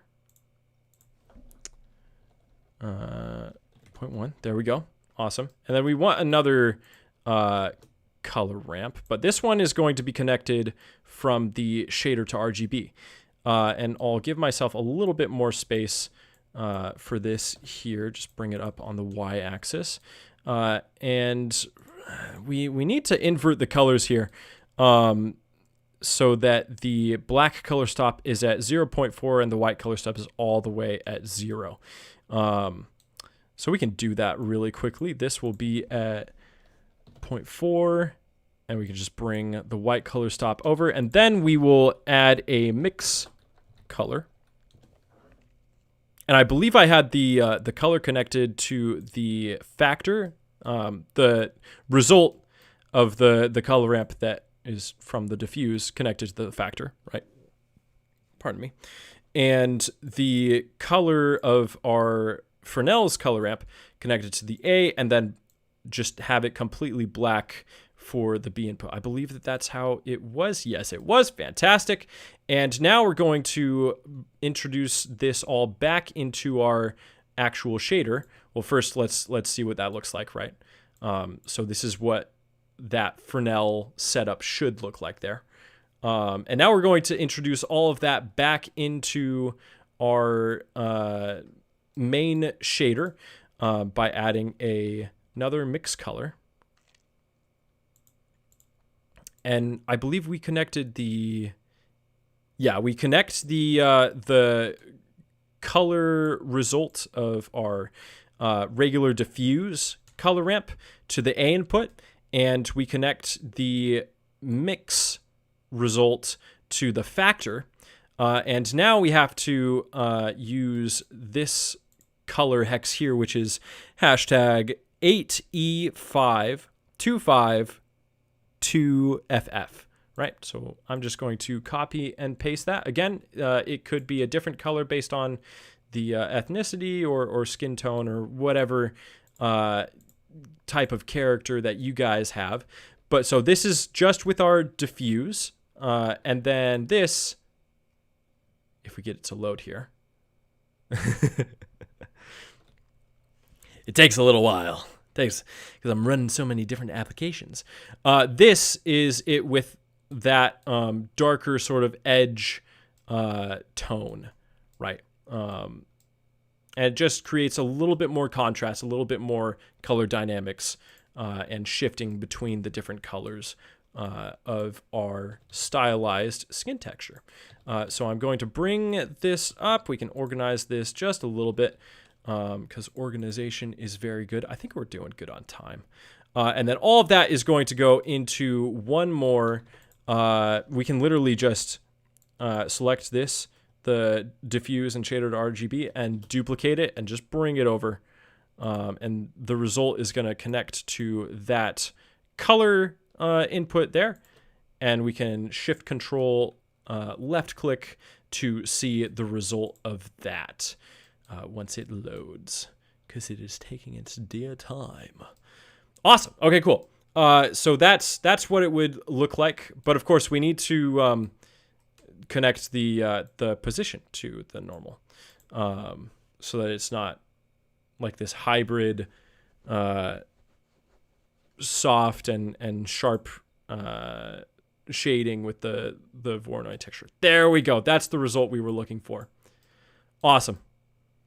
Yeah, everything's looking really nice. It's looking exactly how it's supposed to look. And now we can add the final glossiness.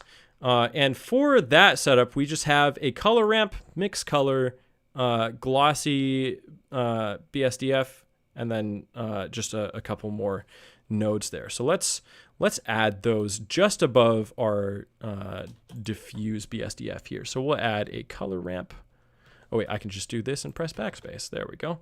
So the color ramp, press backspace. The color of our Voronoi is going to connect to the factor. That's the only thing that the color output of our Voronoi texture is going to connect to.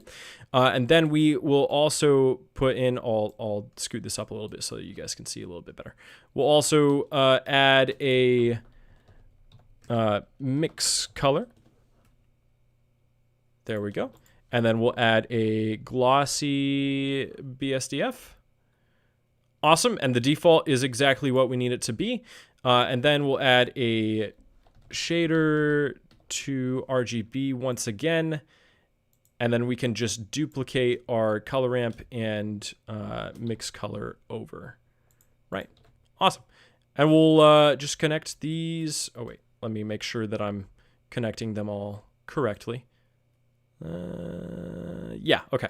So we'll just connect these as you see on screen here, and make sure that this B input is has a value of 1, and then that will go into our roughness, I believe, and then we'll just connect everything in order, and then the last color ramp will go into the factor of our mix.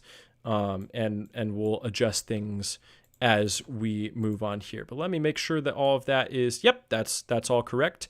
So now we're going to just increase our first color ramp's black color stop to a position of 0.5. And then we'll reduce the factor of our mix color to 0.4.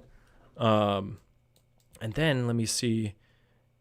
Yeah, and then the only thing that we needed to change for this part is just the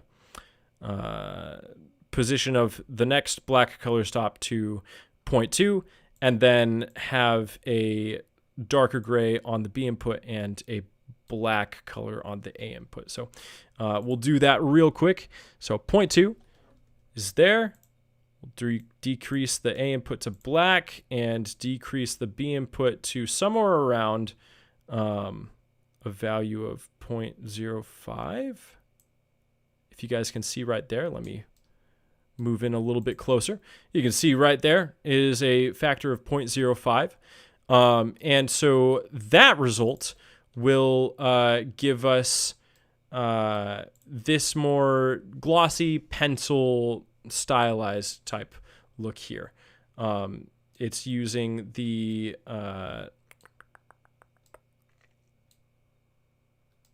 sorry, something.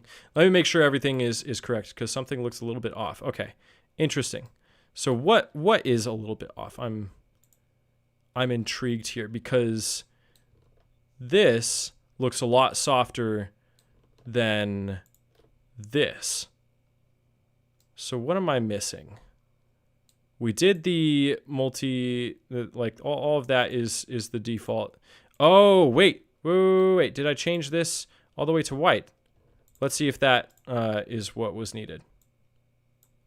Okay, that's not what was needed. That was a portion of it, but that's not what was needed. It looks like it's just a little bit harsher. Connect the Voronoi to the... You are so right. Thank you. Oh my goodness.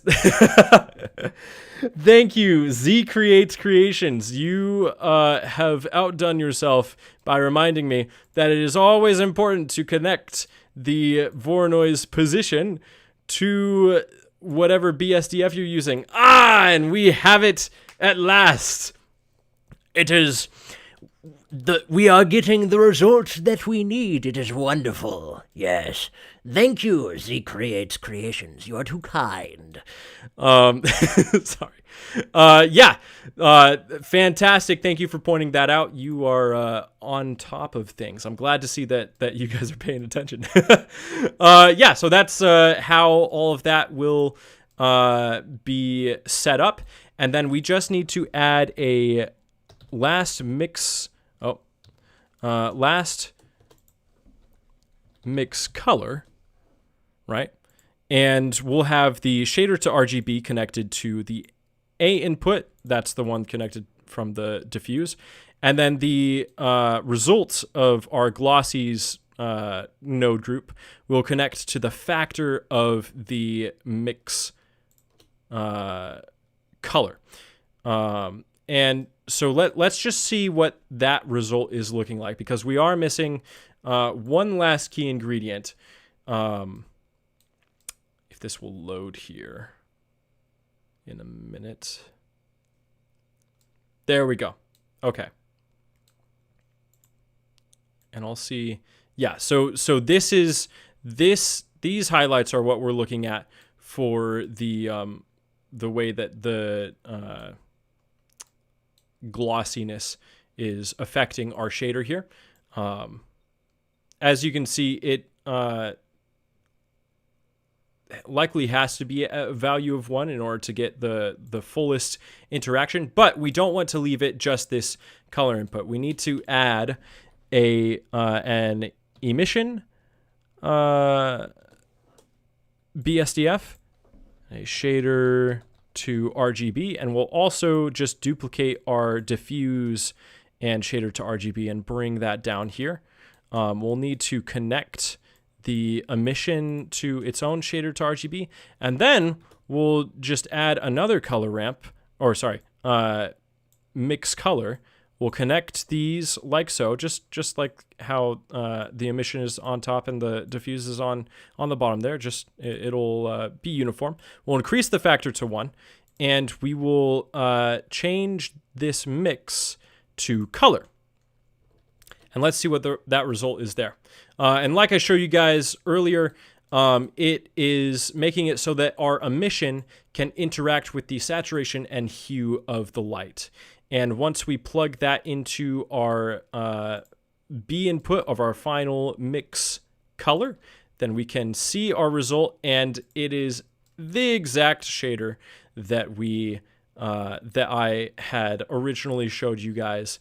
It is put together. It has all of the light, saturation, and hue interactivity. And we've just recreated the shader base for our what is it called? Arcane skin shader. So ta-da! Once again, I'll show you guys what all of that looks like, but I'll show you from the main one that I had a little bit more organized there. They're the exact same nodes, but this is just a little bit more organized. So this is what the full shader setup should look like. Obviously, the vector transform doesn't have to be there, but it'll likely have to be here. But I'll implement that in the actual tutorial for you guys, just as like an update after I've researched the vector transform a little bit more. But yeah, so this is what each individual texture node setup looks like. And with that, we have a little bit more time. I'm probably going to go just a little bit past 8 o'clock, but we have a little bit more time to get into the compositing realm. It's not nearly as monstrous as this, so don't worry. It just has a few simple things, some techniques that I've already gone over in previous tutorials, and one new technique that I will show you guys right now because, and I didn't forget this, I'm so glad. If we go into our view layer properties, we have all of these different things that we can enable for our compositing. Normally, our render layers node for the compositing, and you do have to enable the use node setup when you get into the compositing editor here. But normally, you'll just have the image, alpha, and maybe depth. outputs, but you won't have mist or position or any of this stuff. You don't really need any of the rest of these outputs, but you do need their, I guess, innate data for the crypto mat here. It is very important to the Arcane skin shader, and I'll show you guys why. If I enable compositing once again, you can see that my character, the way that the Kuwahara filter works is if I zoom out more and more, it will simplify the shader. It will not get all muddled with all of the detail like it would with the compositing disabled. It'll simplify it as I move further out. And then as I move further in, the Kuwahara filter re-enables that detail, but smooths it over and gives it more of the painterly aesthetic, right? However, without the crypto mat, it would just look like, and let me make sure that I have it. So this would be my basic setup for and let me remove this from frame here. Remove from frame. There we go. So this Kuwahara filter setup would usually be my basic setup for a just a full scene, right? But the unfortunate part to that, and I'll show you here with the viewer, is that, and you can see it a lot more clearly if I just have this on the classic style, is that you can see that the silhouette of the character gets muddled the further I go out, right?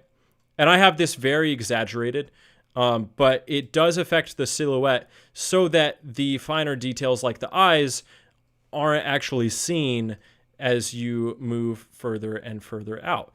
So I want to preserve the sharpness of the silhouette of the mesh itself while having the painterly look of the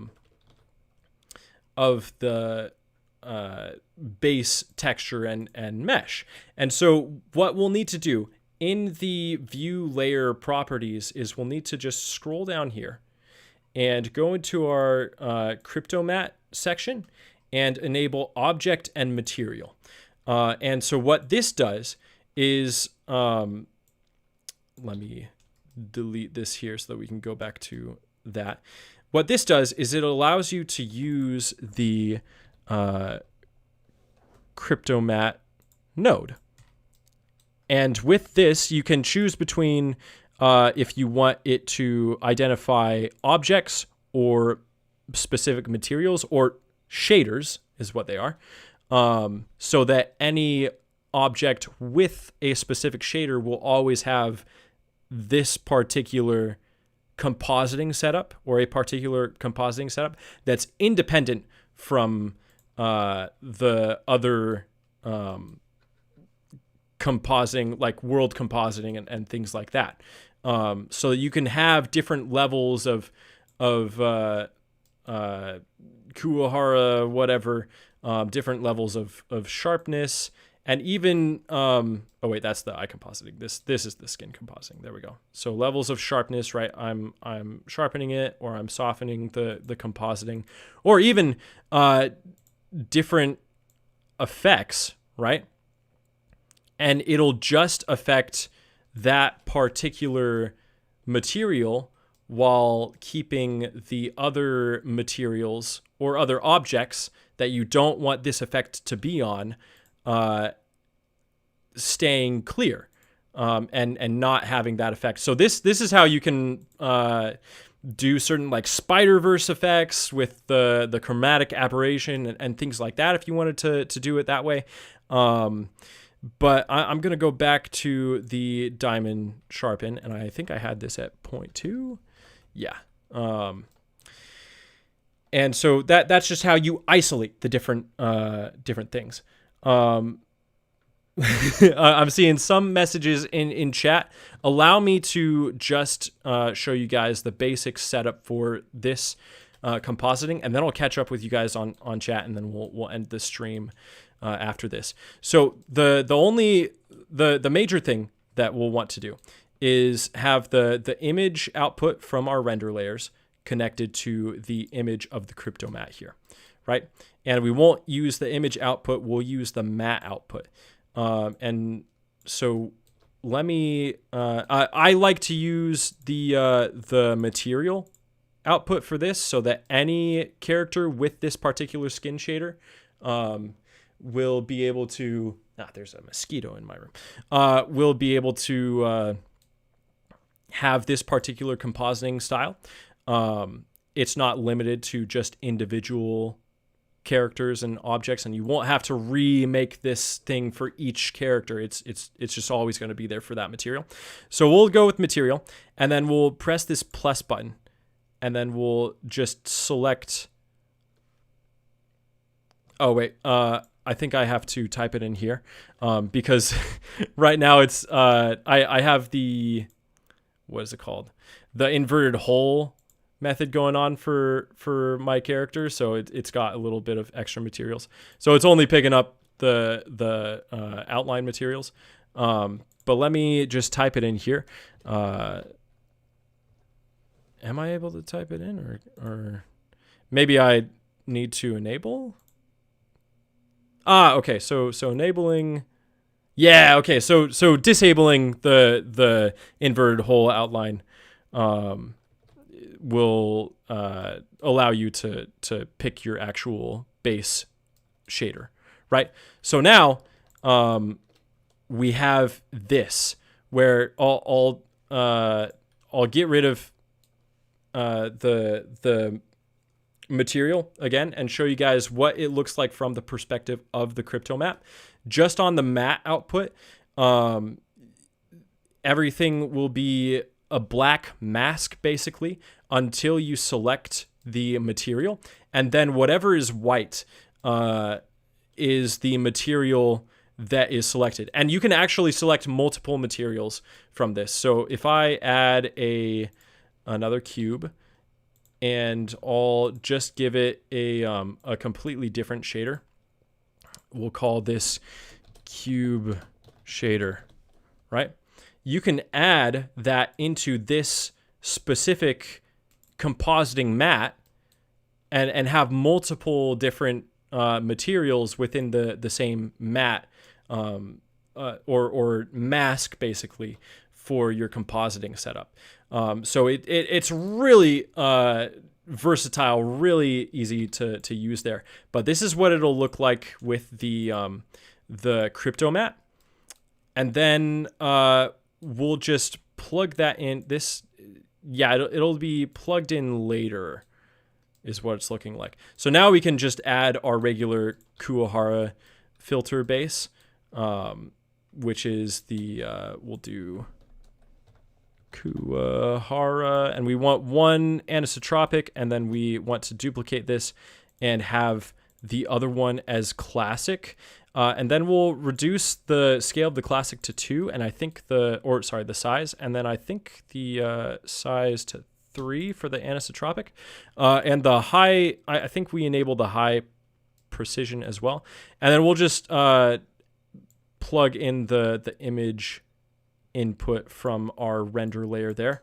I'm making this a little bit more difficult on myself because it's so far away. But yeah, so all of that will go together. And then we'll just have another mix color.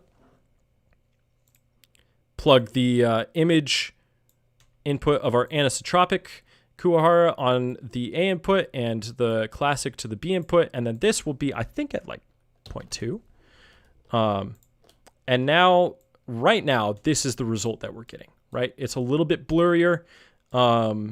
It's defining a more painterly look, but not too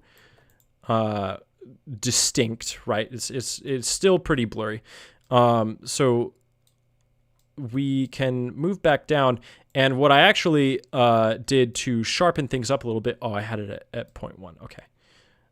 So all of this up is these factors and different things are up for variation.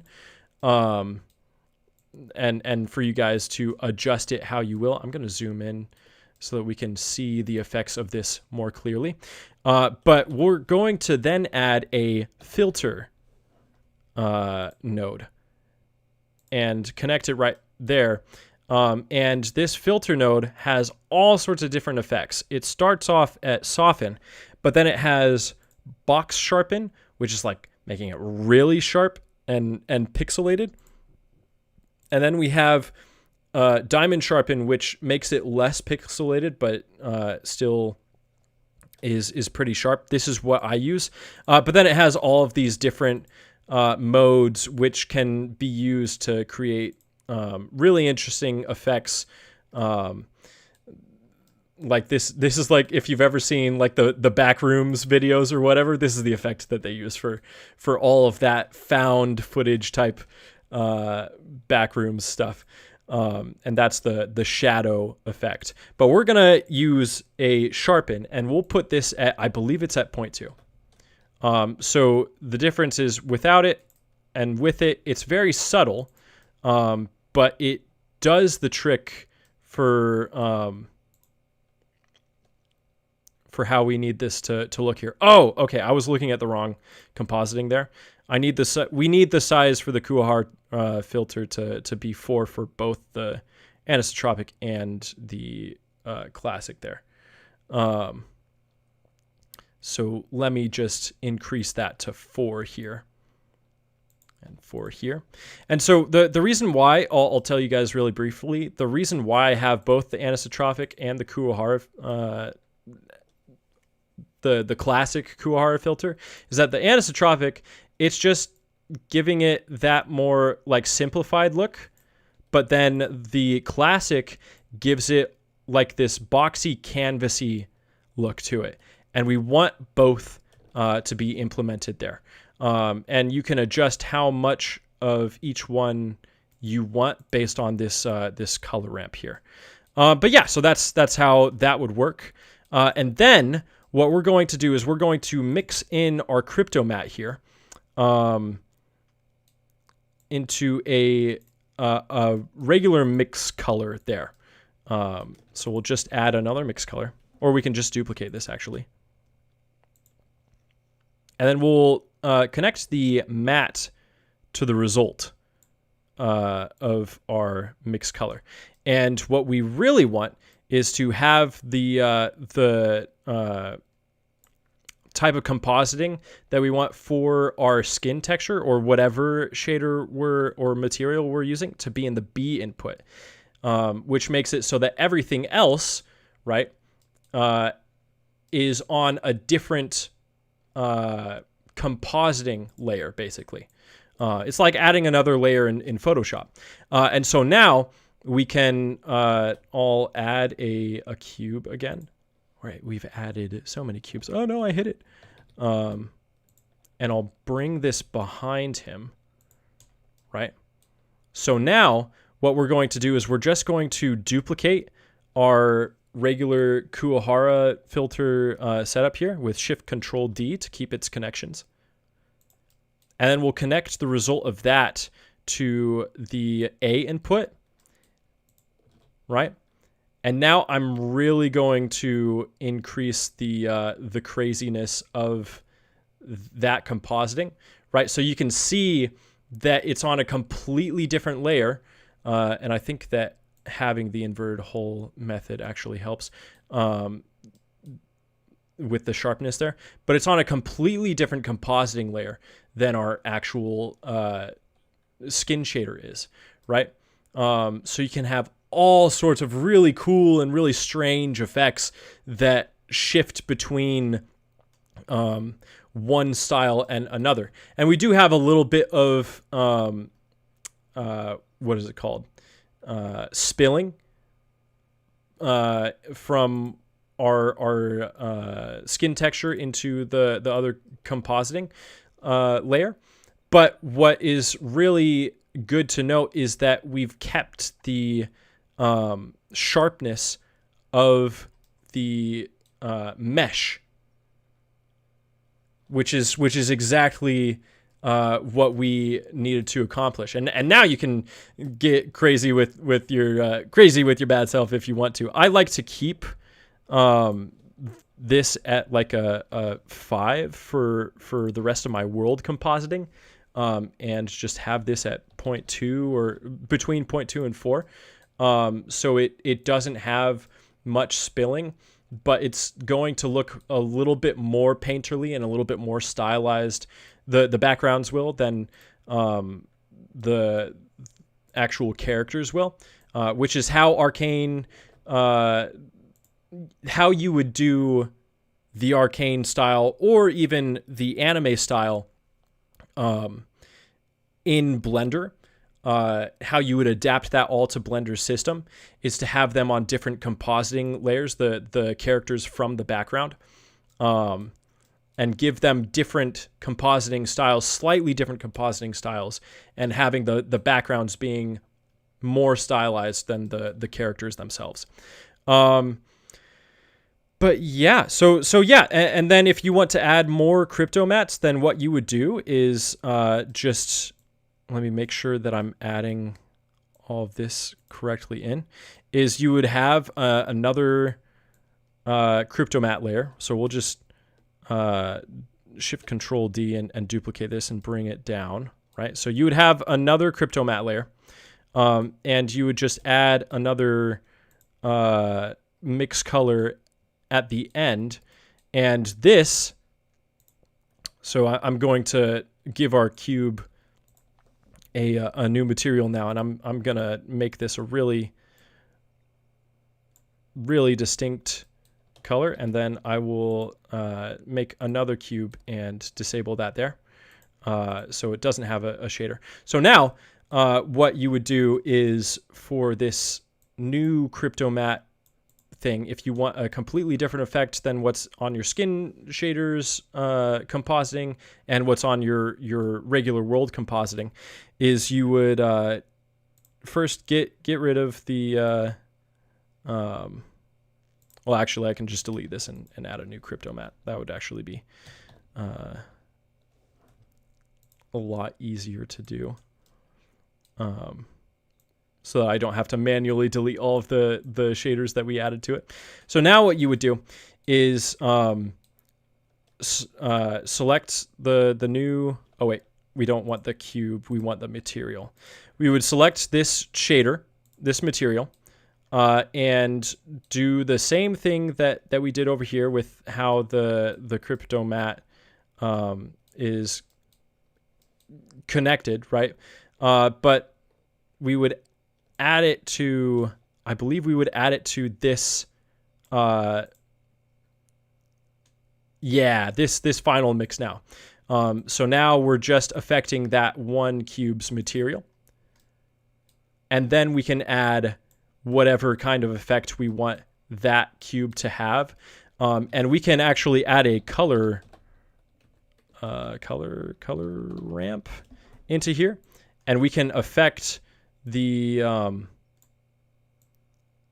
cube's shading and all of that directly, as well as the color and give it different shades and things like that. Make it really dynamic, so that it's just on another layer, and we can increase all of this stuff so that it's on it's on a completely different layer than the world compositing as well. So yeah, I hope all of that makes sense. I'll try to make this a little bit more clear on how this works in the actual tutorial itself, but that is all the core elements to how all of this would work. And I hope that it just opens up a lot more possibilities for you guys and your creations there. I'm going to switch this back to my original compositing layers there. There we go. But let me catch up real quick in chat, and then we'll call it a night here. But Stopzilla, you said a while ago, or sorry, connection. Okay, yeah, Stopzilla, you said finally figured out the texture for the character. Oh, awesome. The challenge was having the landmarks of the face and paint detail being recognizable while having an emission without one overlapping the other. Ah, gotcha. Okay, very cool. I'd be interested in seeing what that looks like. Maybe you can post a picture of that in the YouTube community page for Comfee Mug, just as long as it's not like inappropriate. I do have a rule against anything sexualized.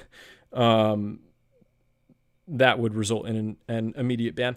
But yeah, I would love to see that if it's not inappropriate or anything. But I'm reading someone else. Z Creates Creations. You said, "Oh my goodness, that's actually a game changer. I wish I knew about this sooner." I think you sent that message when I implemented the crypto mat there, and yeah, it's a huge game changer for me. I was really happy to discover that. I discovered that from someone else's tutorial on a completely different topic. But I can't remember the name of the guy, but I'll link his tutorial in the description of the tutorial that I make and release in January for this character's, the Arcane skin shaders shader.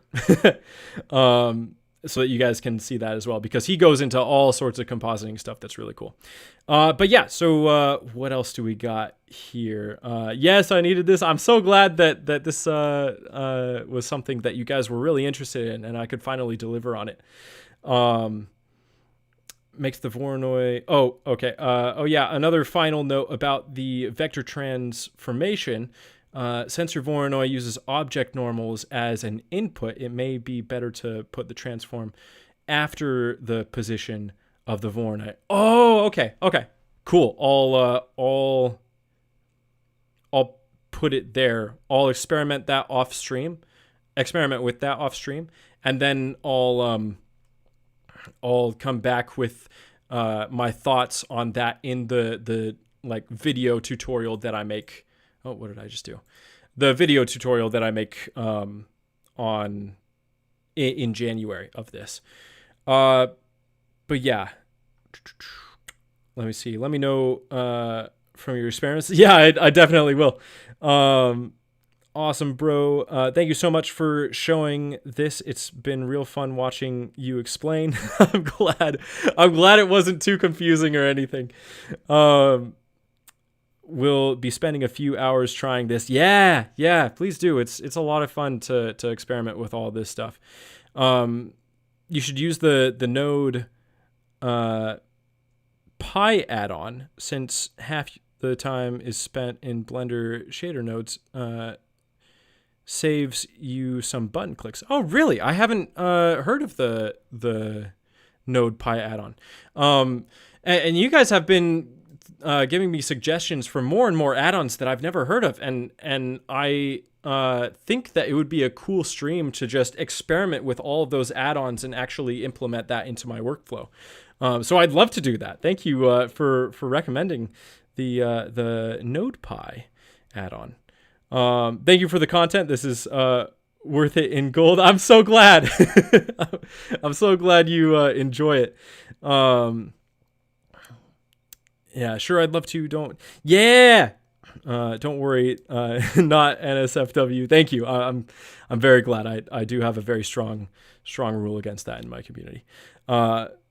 I'm not one of those 3D creators. I'm glad. Yeah.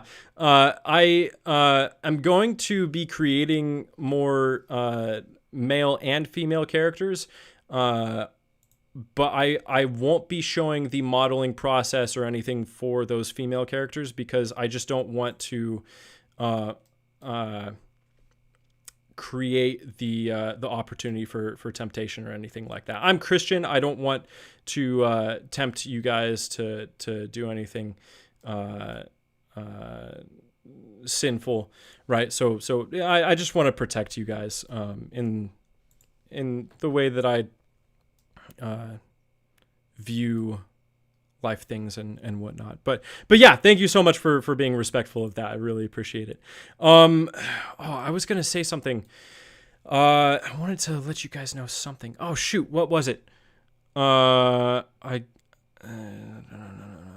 one of you guys reminded me of this. Explain.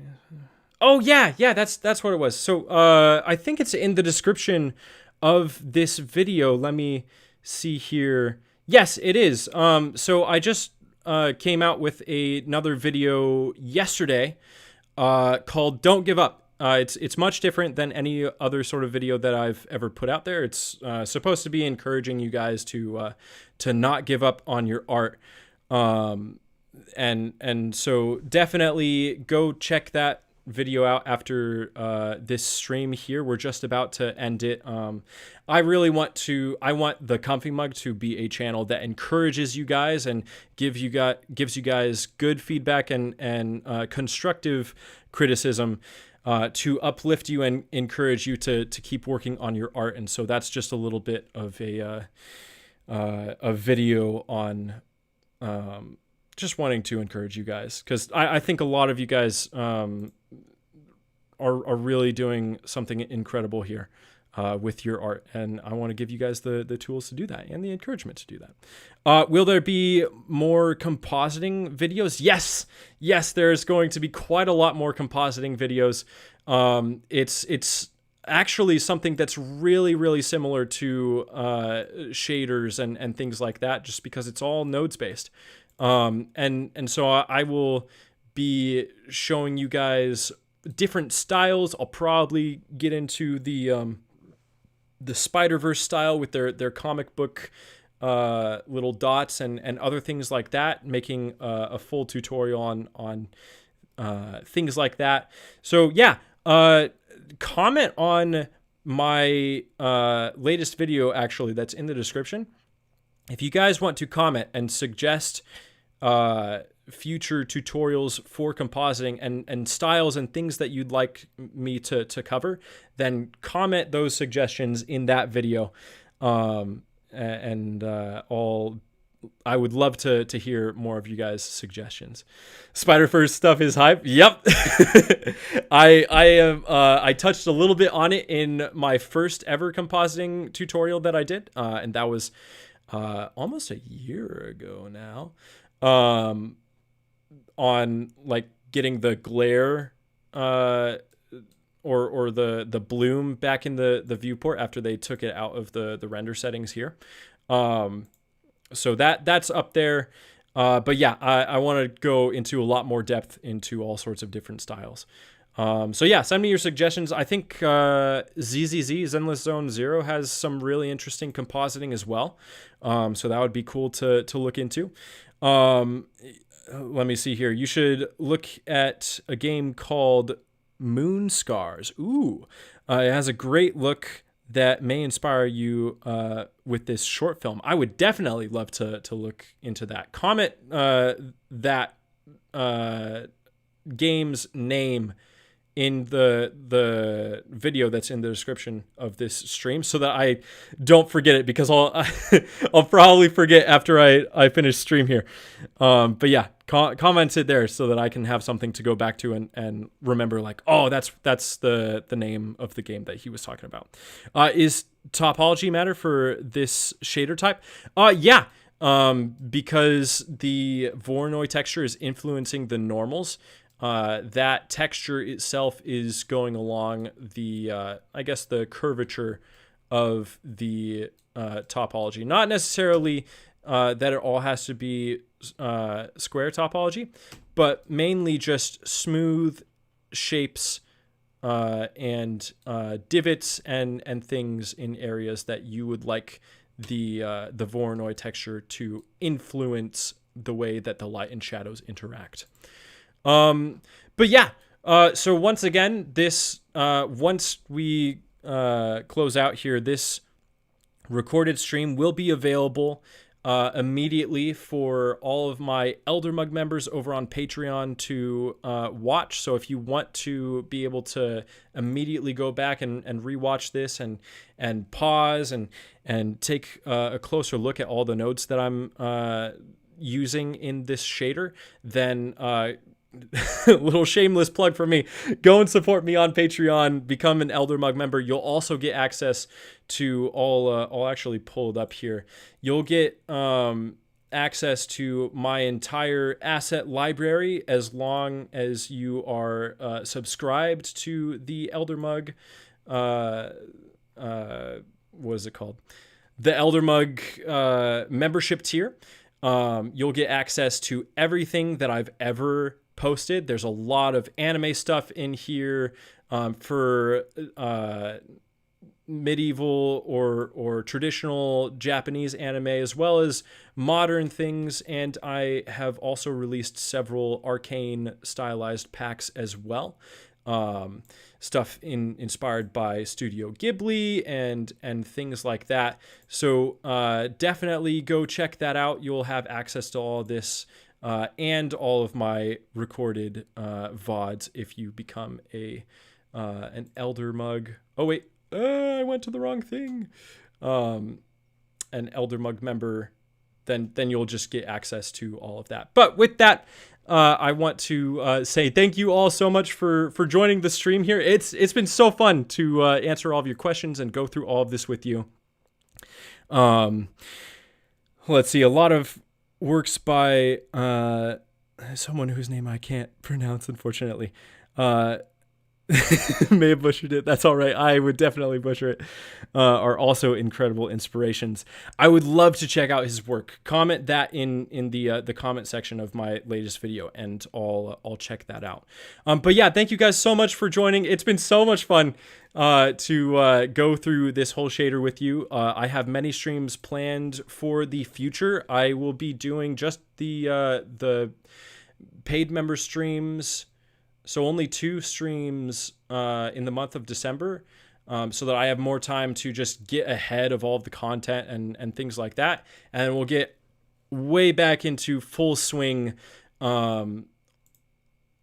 starting January 1st of next year in the new year. So until then, thank you guys so much for joining the stream. This has been a lot of fun. I hope that you guys have a great holiday season for Christmas and Thanksgiving, if you guys celebrate that, Hanukkah as well, and all sorts of stuff. I don't know if Hanukkah has actually passed already or whatnot. But thank you guys so much for joining. I hope you have a great rest of your night, day, whatever time it is for you. And I hope that you guys were able to learn something. And I will see you all very, very soon. Check out the latest video and start a discussion in the Comfee Mug